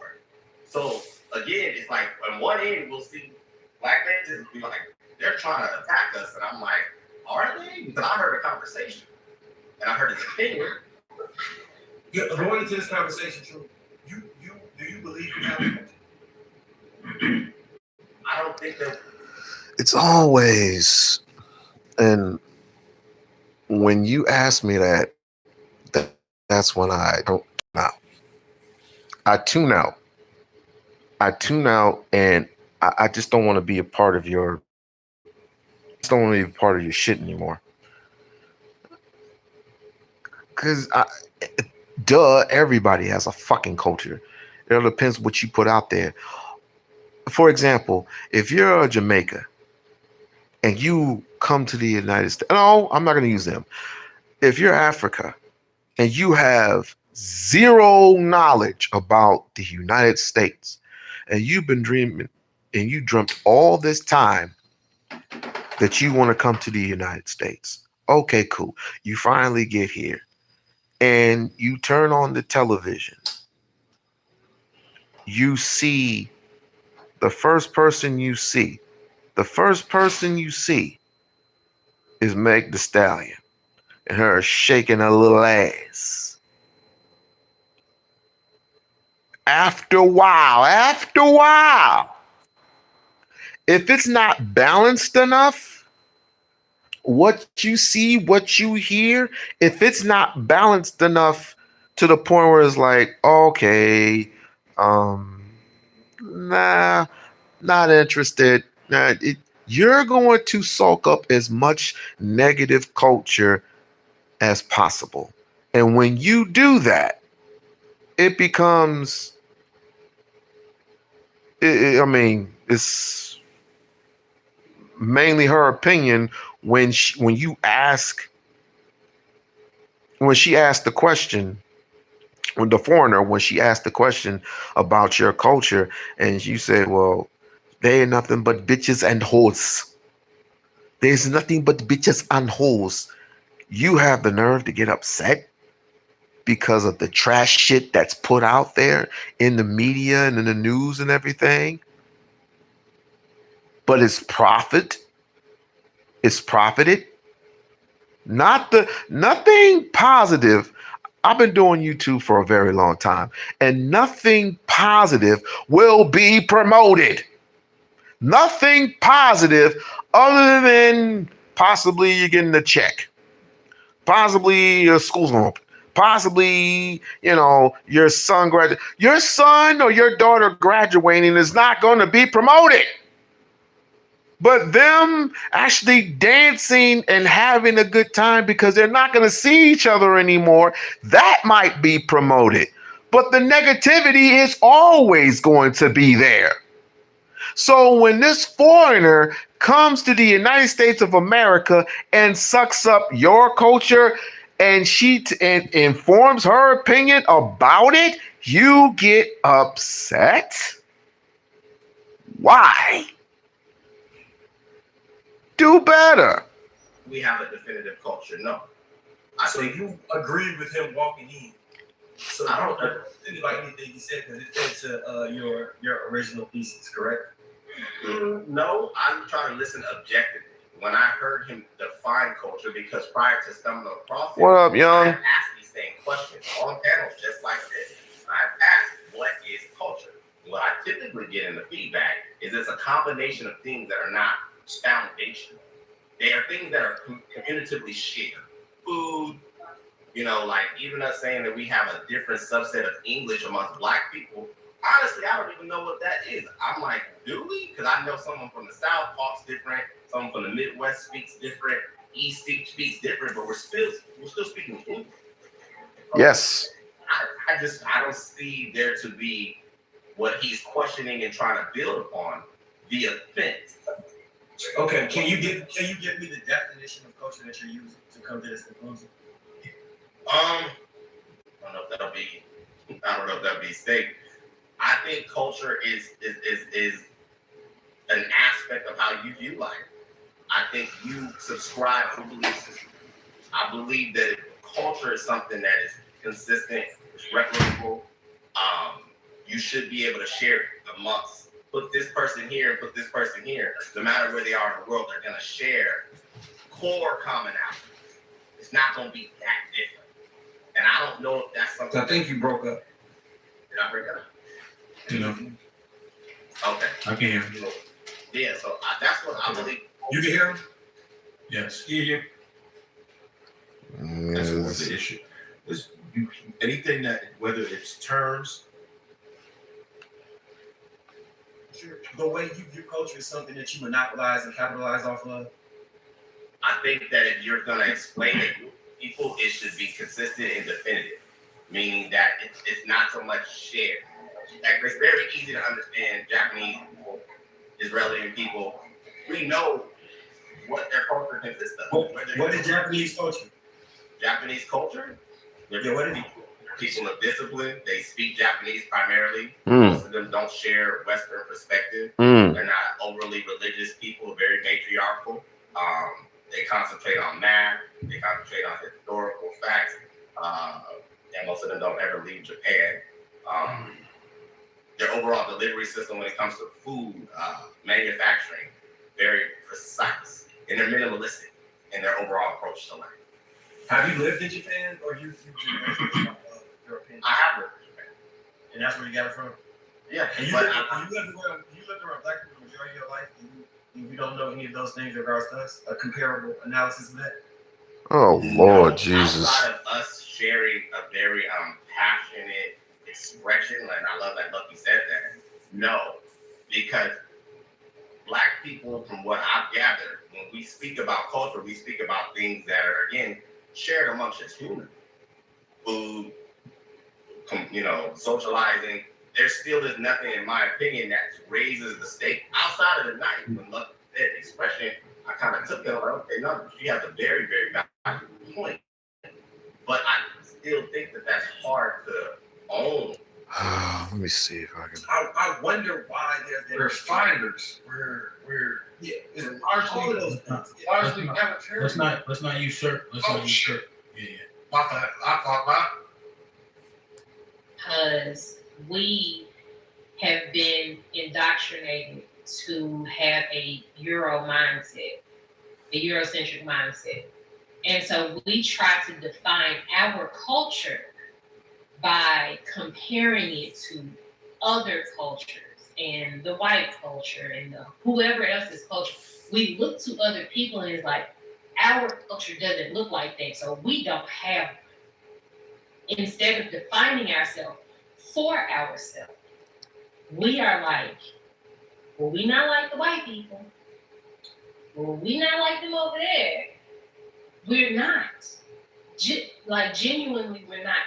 The reason why we can't agree is because all of us, we have such a complicated relationship with the world. No, we don't. As Black people, that we cannot focus on ourselves. We conform to European culture and we fight against it all at the same time. No. Bullshit.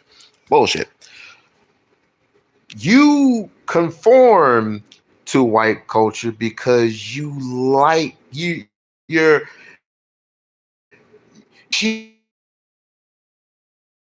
curious. That's why you hang out with Nikki and all these and you do all these things that white people do. And the next thing you know, you become white. It ain't no different from the brothers. Brothers, you have sex with all these white women.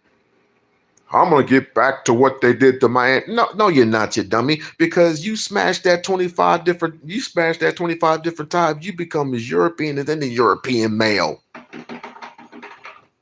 The hell are we talking about? We have from the rooter to the tutor. We danced, we sung, we bled, we fought, we had shed tears, we had shed blood.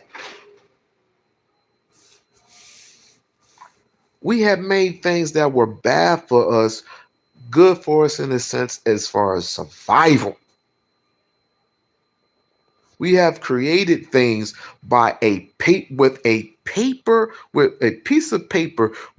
A man had created a plane through a piece of paper and made it into light and formed a helicopter, a real live mechanical helicopter. And who came up after him? Two Europeans came after this black man. Or the man who formed his own barbecue sauce, had his own establishment, but because of white supremacy, he ended up doing some jail time. And then when he came back, those same individuals that went to his establishment bought his establishment and stole his recipe.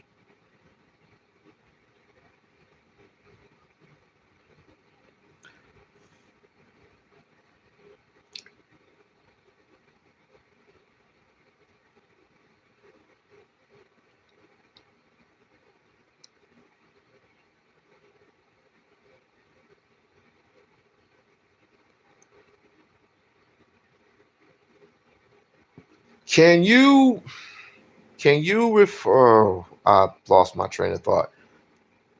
But can you freely admit, Barb? Can you freely admit that? Or let me ask you a better question. Do you think we have a culture? Just black people in general. Do you think we have a culture?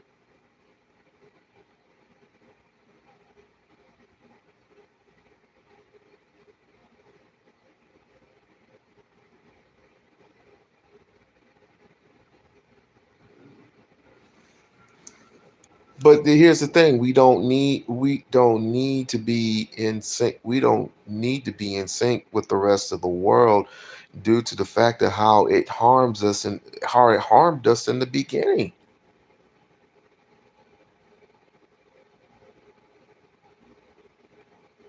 Black Americans, yeah, I was about to say you put a K in front of the L. You're about to say maybe it's because I need a reading glasses or whatever. African blacks or African American, all, everything from my aunt Manu Hotep on to the Americans, the quote unquote Americans from the 13 colonies, and later on became 28, and then it came 36, and it became 51. All the way up to the Americans, we all have a culture. That's why when Africans come over here, and when they soak it up, they learn from you. Just like when you go over there to Africa, you learn from them. You know the difference between, and there's a big difference. You know the difference between us and them. When we go over to Africa, we come back different to America the way where we were before. And I've heard nothing but positive vibes, like a peace, like peace was all of a sudden lifted, and you became that, right? It's just like I don't even want to go back anymore. And I've heard some people say that. I mean, are some parts of Africa crappy? Yes. But because of people like Ibrahim Taribe, and shouts out to that Pan-African brother over there, who are building roadways over there, who is building a whole culture over there, who has set rules and regulations and has taken some of the farmlands back over there. You feel that there are some protection. I don't know what for example, when Umar was over there, he got his dual citizenship. The people who got the dual citizenship felt like they belonged because Africa wanted to build that bridge. And I say, why not? Why the hell not? But that's the difference. And then, of course, over here, when you soak up our culture over here, it's not the same. Sorry, it's not the same. And it's not our fault. It's not mostly our fault. It's not mostly our fault because we suffered through too much through white supremacy. We suffered enough. But some people take matters in their own hands and they make money in it, and it's not the right way, but it is what it is.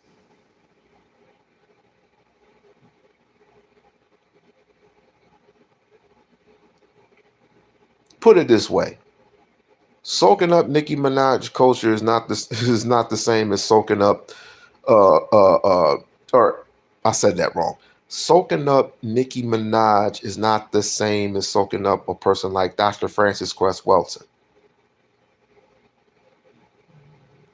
It's not the same. It is not the same. We don't have famous lawyers. We had a famous lawyer. We had two famous lawyers, Thurgood Marshall and Johnny Cochran. And when Jasmine Crockett tells you she went to the Thurgood Marshall School to get educated, that's what people should be emulating. Should be nothing else. But we want to make quick money. We want to get these rich quick schemes.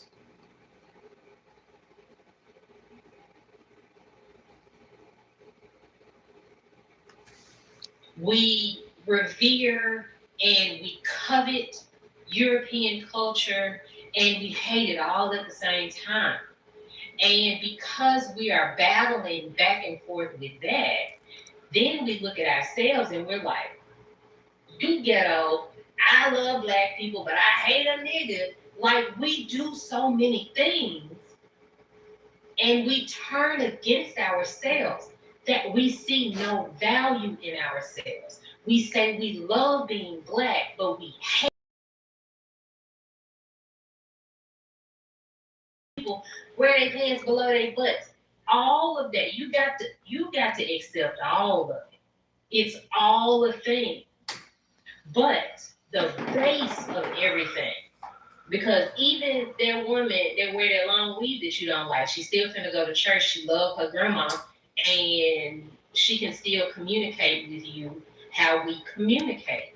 She still listens to the music. She can make the music. All of these things, like, they're all artists. They're like, all of us are all of these things at our base level. You may not like the way it looks played out all the time, but we have a very defined and clear culture. Y'all just don't want to accept it because y'all hate yourselves at a certain point. All of us have been through it. I've been through it. I have been through that. I have been told, you don't talk like the other black people. Why you don't act like the other black people? And so I ended up hating how we spoke, how we looked, all of that. I went through that because I saw myself through a white lens. You chose that. You seriously chose that. It's picking and choosing. Just because I see drug dealers around the corner doesn't mean I want to be them. Come on, bro. That's crazy. Just because I want to play, just because LeBron James is playing basketball, do I want to be LeBron? No. I want to be what I desire to be. And we make the excuse of what we can't turn off and what we can turn on. You know by your essence. You know by your essence what's right, what's wrong. But I can't convince you of that. And this is the reason, one of the reasons why you're going in the same direction. You're going in the same direction, and you're just as not just as different from the European. The only difference is the European has power and you don't. That's all that is. Until you change your mindset and get along with the people who look like you but speak a different language and share ultimately the same ultimately share different cultures, or it's just gonna be this way. It's just gonna be this way. And never mind what happens down the line, because again, we got 3 years. Going back to the point, we got 3 years to go. 3 years to go. I'm gonna keep this in mind. I'm gonna throw up the number 3. 3 years to go with Trump. 3 years to go with Trump. And if you haven't figured it out by now, he can do any and everything to you, and there is nothing you can do about it except get along with your people. Go back to your grandmothers and grandmothers and grandfathers. Stop talking down to our black women, because as far as I'm concerned, they need you as just as much as we need them as just as much as they need you. Stop talking down to our black women. And what's worst of all, stop inviting people, infiltrators, who talk down to black women. Again, enough with the Miss Pearl. Enough with the Lily Gallises of the world. Stop with them. Let them talk down to that nigger. Let them say that. Because we all know at some point in time,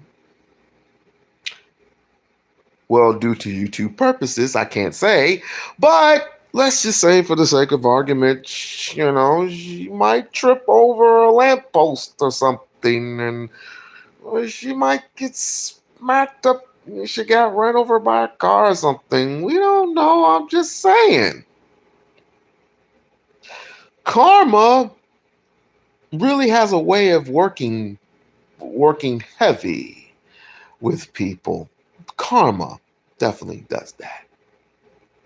But we can't worry about these people. We can't worry about the infiltrators. We can't worry about these redneck peckerwoods. We cannot worry about them. Let's focus on what we have to focus on, and let's go straight and narrow. Remember, we have until November. It's January now. It's 2026. After Christmas, it's all over with. After Christmas is just New Year's. It's just another year. Just another year in the works. And I hope to God it's not the same old trick bag shit. And I hope to God it's not the same old whack ass conversation is what they're having right now. Say you're a Black American. Why do I have to say you're not one of us? Okay. I can just form my own tribe. And then we're forming tribes. And the conversation becomes tribal. If you are not a part of us, you don't get a slice of that pie. Even though that pie is stale as fuck. But hey, I'm done with these particular conversations. And of course, I'm just going to tell you bluntly, Nathan Daly came by and he expressed, I'm going to invite Nathan onto the channel once again. And I'm going to get his perspective on what took place that day. Because quite frankly, he was cooking with fish grease. He was definitely cooking with fish grease. And what he was stating was the culture and the things of this world that you inhibited or you created it, you don't control those things. You don't own those things because you don't control those things. You must own and control something in order for it to call it yours.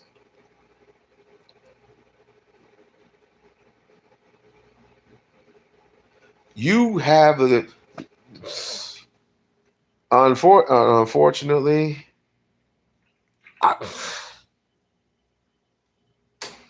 it doesn't work for me. Or unless, of course, you're talking about me just being solo, because I can be solo and I can talk to 1 or 3 people at a time, but this group, no, because it becomes a clusterfuck after that. Because this person may not think the same way as this person. We get all that, but the combination of all, it doesn't work. Because I can't argue with you and you and you and you and you and you and you and you. No, it doesn't work. But I will say this. When Nathan comes up, and and again, we had conversations and we didn't quite agree to everything, but I'm not gonna downsize my brother, and I definitely ain't gonna talk shit to him. Unless he pisses me off, but he's never pissed me off. He's never gotten me upset. The only thing I got upset genuinely is that if he says something to the point where I said, no, that's not how it's supposed to be, he might get me upset in that light. But as far as being angry about something that a person said and you sound absolute, no, I can't go there. Because I'm sorry, Sweeney and M. White, they sound absolutes. Only a Sith deals in absolutes. I shall do what I must.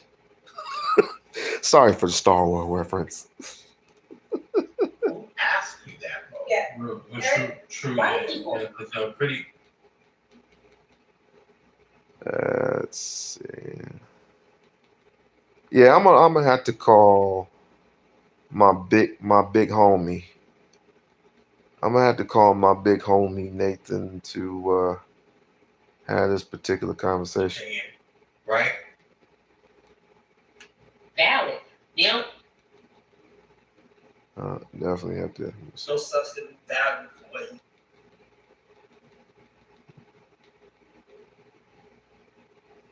Okay, this is when he I speaks. think he brought up some very good questions, and I think we have to be careful not to put ourselves in any type of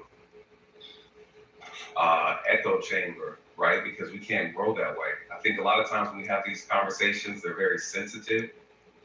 People get triggered emotionally, or their ego gets involved, and they're unable to kind of hear what's actually being asked.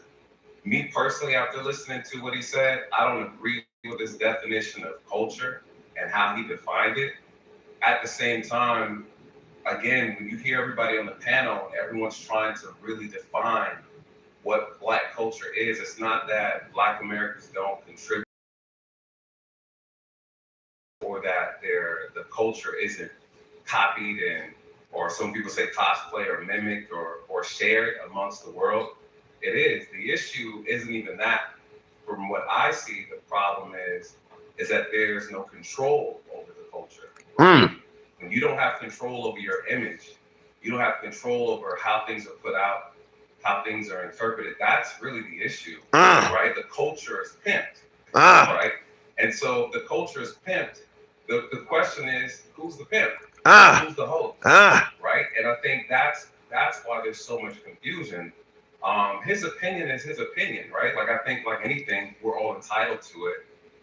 Then challenge, right? Then all you need to do is have your rebuttal explain. I think someone said it earlier, and someone, I think it was Lucky, shout out to Lucky, she made a statement and said, hey, if there's some confusion as to what our culture is, this is not the first time this has been going on. There's a reason why people say it. I think. No, Barb. No. I told you before, Barb, I don't have the patience for it. I don't have the patience, the tolerance. I can support you. I can support you from a distance, but it's like, hey, keep that away from me. Okay, like, click. I hit the like. Now I'm out. I can't do it. I can't do it because I know the one person who's gonna piss me off would be Sweeney. That he would piss me off. Who's the next person who would piss me off? M. White would piss me off. DJ Hamp, we already had that conversation. I never came on this platform ever again. Who else? I mean, I probably would have more of a better combo with what's his name?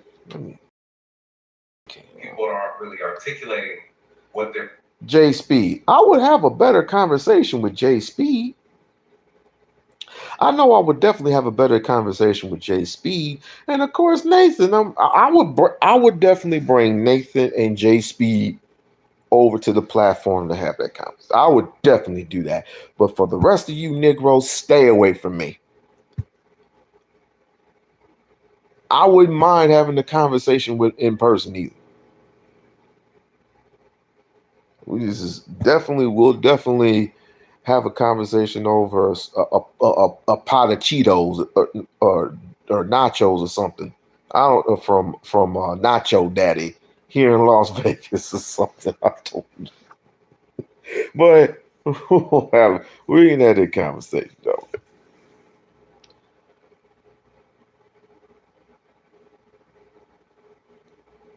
Yeah, if those panels get out, they do, because people are triggered. If you're not one of us, you're one of them. It don't work that way because you don't have nothing. You don't own and control anything. Systematically, you don't own and control anything. And you don't have the nerve to tell me is it get down or lay down. This ain't Street Profits. And you ain't Beanie Single. So stop it. There ain't nothing you can say. There's nothing you can say, and there's nothing you can do to tell me otherwise. Unless you have 10 years of owning some stuff and having that money bounce back 8 to 12 times for other people to get their profit on, and have that money bounce back 8 to 12 times and create laws for Black Americans, don't talk to me, bruh. Dr. Claude Anderson foreseen this. And what did you do to him? You shut him down.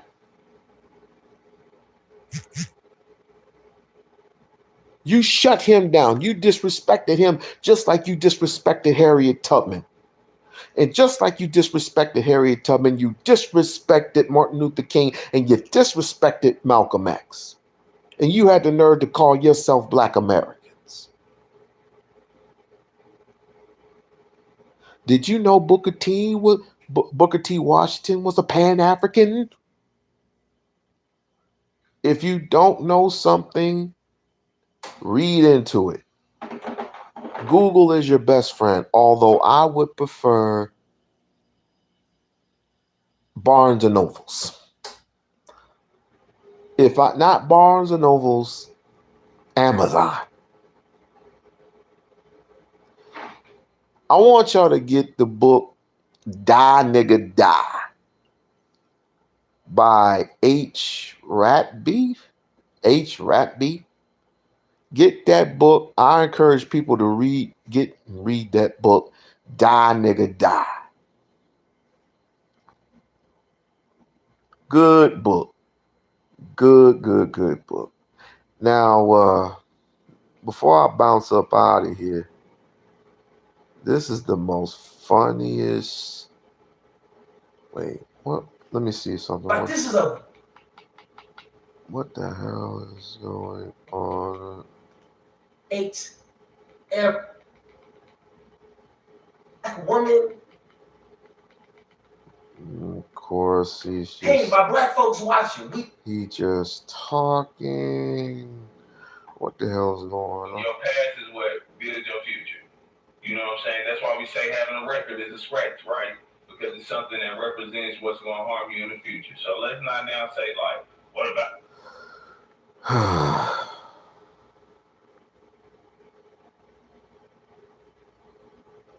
I'll just play this. Not prescribe these people that. And all I would.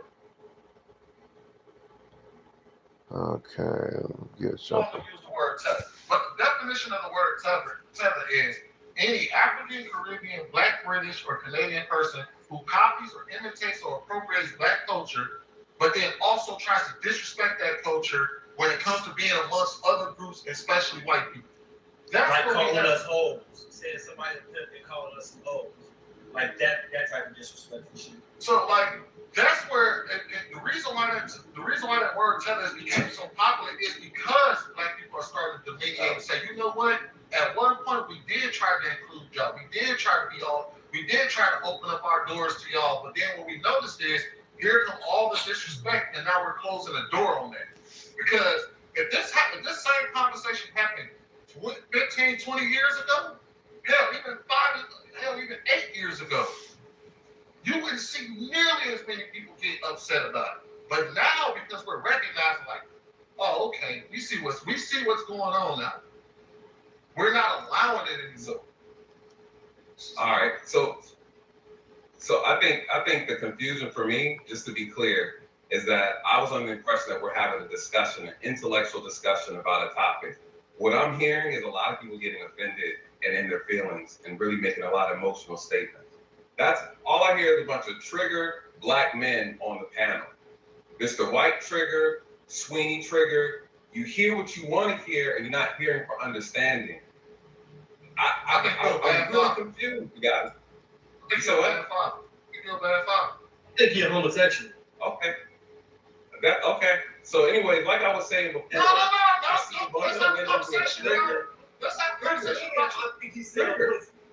We're talking about fellas. Listen, fellas. If we're gonna try to be intellectual, let's have this about real things.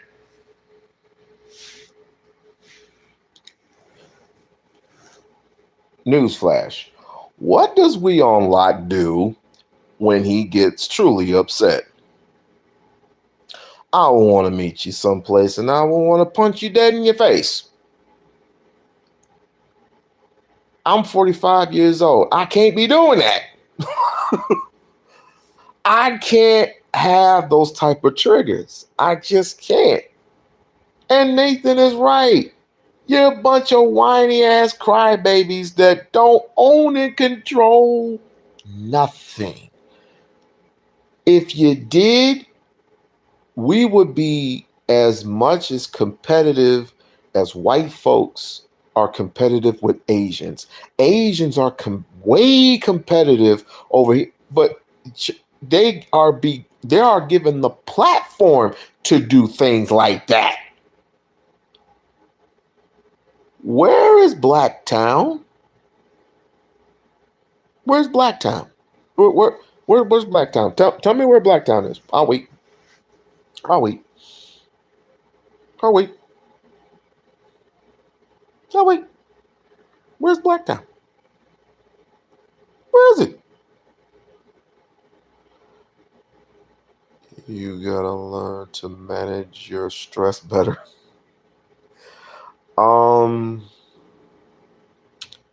If I was a millionaire, no, I can't say that.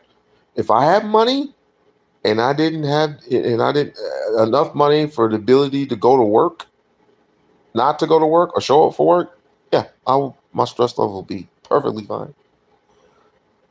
All of America is Blacktown. Okay, try again. If it's such a black town, why is it taken over by whites and Hispanics? If all America is such, and I get what you're saying. But it is strange how all these people just turn white all of a sudden, even though they're our children. They are our children. But seriously, if you ain't owning and controlling some shit, don't open your mouth to shit. And Nathan was right. He's absolutely on the money. All he does is the wide baby crying wide baby looking bitches that they're on the panel just running your mouth for what reason? God knows. You have no knowledge whatsoever about the things that that particular man on that panel was trying to address to you. But if you can counteract what he was saying in terms of truth and fact, actual facts upon what's called culture of today versus yesteryears, what we've built, what we've owned thus far. And then he would either concede to that, or he would absolutely have more questions, or he can counter your counter. Remember, it's just like that fight last night with Jake Paul, but he wasn't countering anything. He straight got his ass whooped.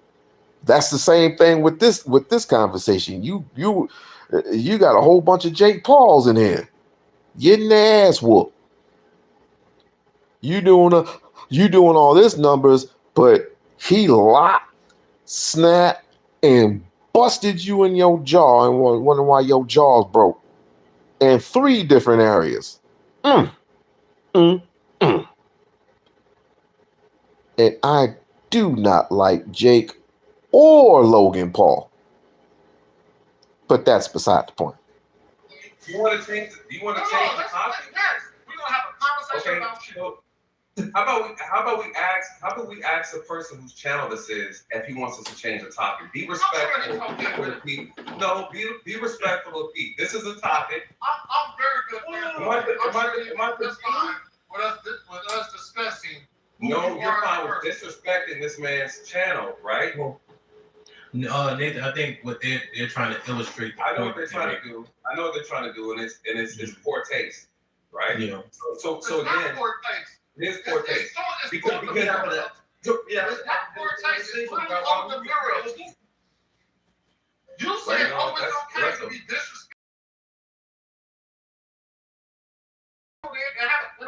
Exactly. That's the point that we made. Is it only poor taste when it's an individual versus a group of people? But nothing that you guys did was accurate of what happened on that panel. It's completely different. You chose to hear, you chose to filter the way you want to filter, which is fair. That's your right. But it's and again, it's like this is what I'm speaking from again, being a Black American. conversations like this should not, in my opinion, arrive at anger, disrespect. We shouldn't be attacking each other. We should be intellectual enough to converse. Well, who's defining disrespect? Who's defining disrespect? True. Who's defining disrespect?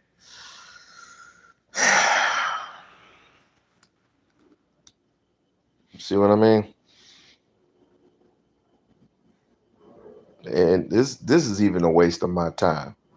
But I just thought I'd just bring this again to the forefront, because if we're gonna get anywhere in life, and it's starting to get worse, starting to get way worse with all this tribalism shit, in my opinion. It's starting to get way worse. We're supposed to be focusing on Jasmine, and we're supposed to be focusing on people who are empowered, who look like us, and we can put the stamp once again on African American, Black American, wherever you want to call it. We're supposed to put a stamp on things, but instead you want to bitch and moan about a couple of globalists who come over here. I'm gonna call them globalists, who come over here and want to make a living of their own. Which all they do is they come over here and they work. That's all they do. They do the exact same thing that you and I do on a regular basis. And all of a sudden you trip on them. Why? It makes no sense. It makes zero sense. So what I do is I shut my mind off by shutting the conversation off, because we're not having a genuine conversation ever. We don't ever have genuine conversations, right? Get ready for the next battle. We don't never have. Why am I'm gonna have to move that pretty soon. But anyway, we don't like to have the genuine conversations anymore.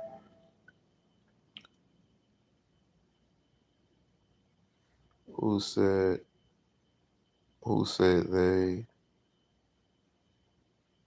they're doing some? Rewrite that. I don't know what would do something. Yes.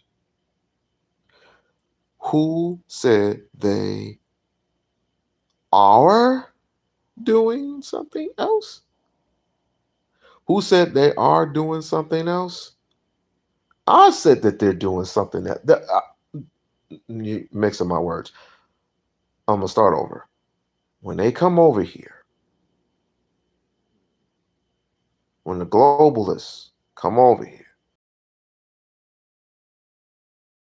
in Britain, wherever, and it's only a small percentage of them, mind you, who may come over here and have babies and do whatever. All they do is work. How do I know? I live with them. Well, not live with them. I live like next door to them, or I live on top of them because my apartment at the time was on top of where I was at the time. And they were living right underneath me. And they used to borrow stuff from me. I borrowed stuff from them. I stayed with them. Like, I can just, it's like, they were almost my family. I mean, they invited me over for a cookout plenty of times. And their food is a little bit different from ours, but hey, they share their culture with us, with me.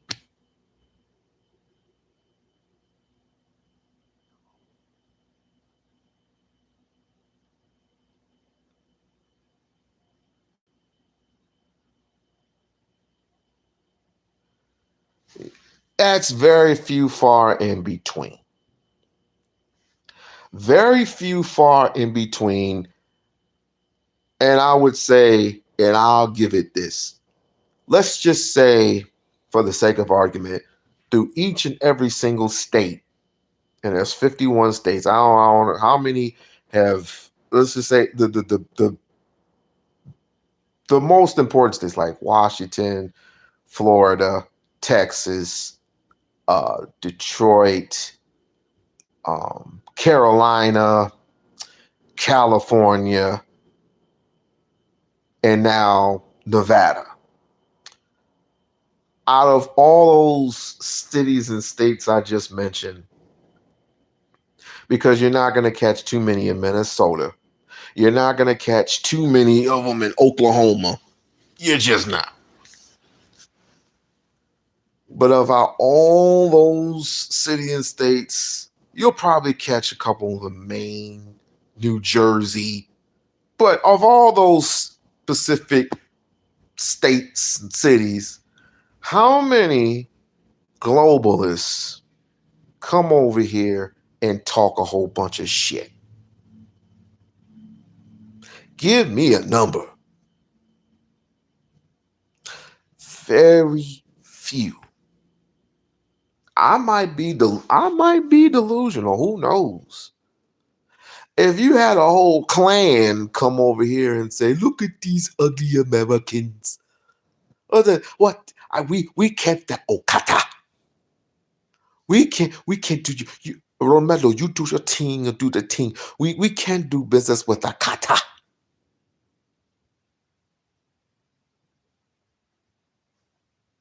We can't be doing that shit. So this is completely messed up, my shit. I get it. This is one of those conversations that I had to have because what's affecting Black women is also affecting Black America, believe it or not. So in order for us to get on the same page, I implore you to not if we're going to have a conversation, we're going to start off like this. Any outside forces, any outside interferences will not be tolerated. Start there. Start there. Any white woman who dares disrespect a Black woman will be dealt with accordingly. Start there. Start there. Any white woman who dares say, "I'm going to give you a hug and possibly put my fingers wrapped around your pretty little black head," as if to say, "Oh, good boy." In her case, in Joy Reid's case, "Oh, good girl. That's a mighty good girl. Would you like to have a slice of apple pie?" And last but not least, Barb, you are Role models like a real one. Barb, you are such an awesome person. Like, share, and subscribe to the channel. Like, share, and subscribe to the channel. Become a member of the We-On-Loc Nation channel. You are a true real one. Not like this Barb bitch here. role models like the assassin J.D. Vance, our vice president. And when I say that, She's like, "Oh shit." She's like, "Oh shit." Yeah. I didn't mean that. That poor choice of words. Also, and she look at her, she's like, "It's okay." Yeah. Yeah, Erica, that's okay. So there's a lot of weird things going on with this.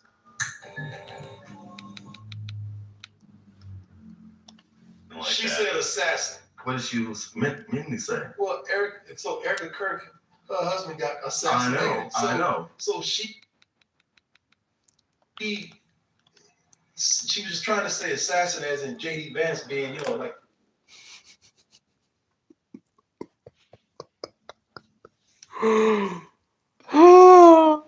Are you indicating something?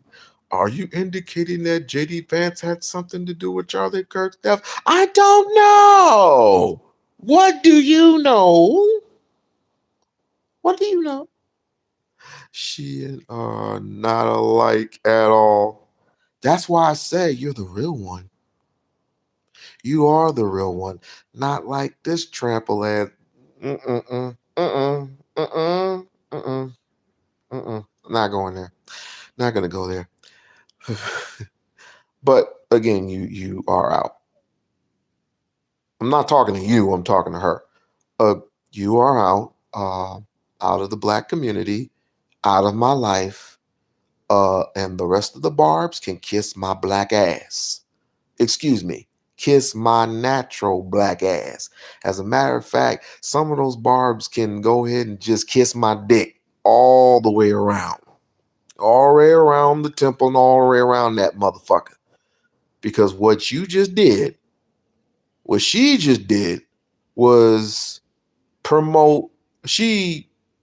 promoted the Ku Klux Klan, the skinheads, the alt-right, and Breitbart. That's what she did. That's what the fuck she just did. And not only did she lose subscribers, she lost fans. All because of that.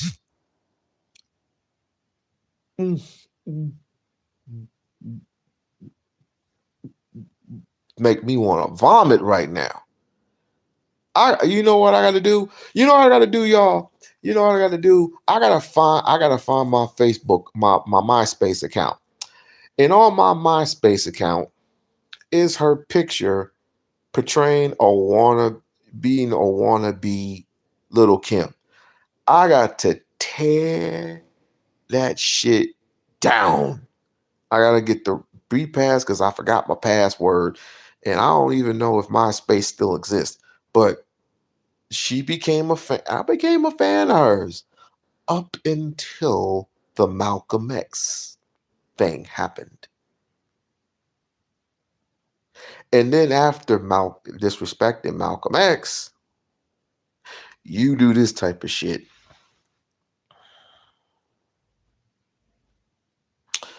Like, share, and subscribe to the channel. Now, I got shit to do. Y'all be well.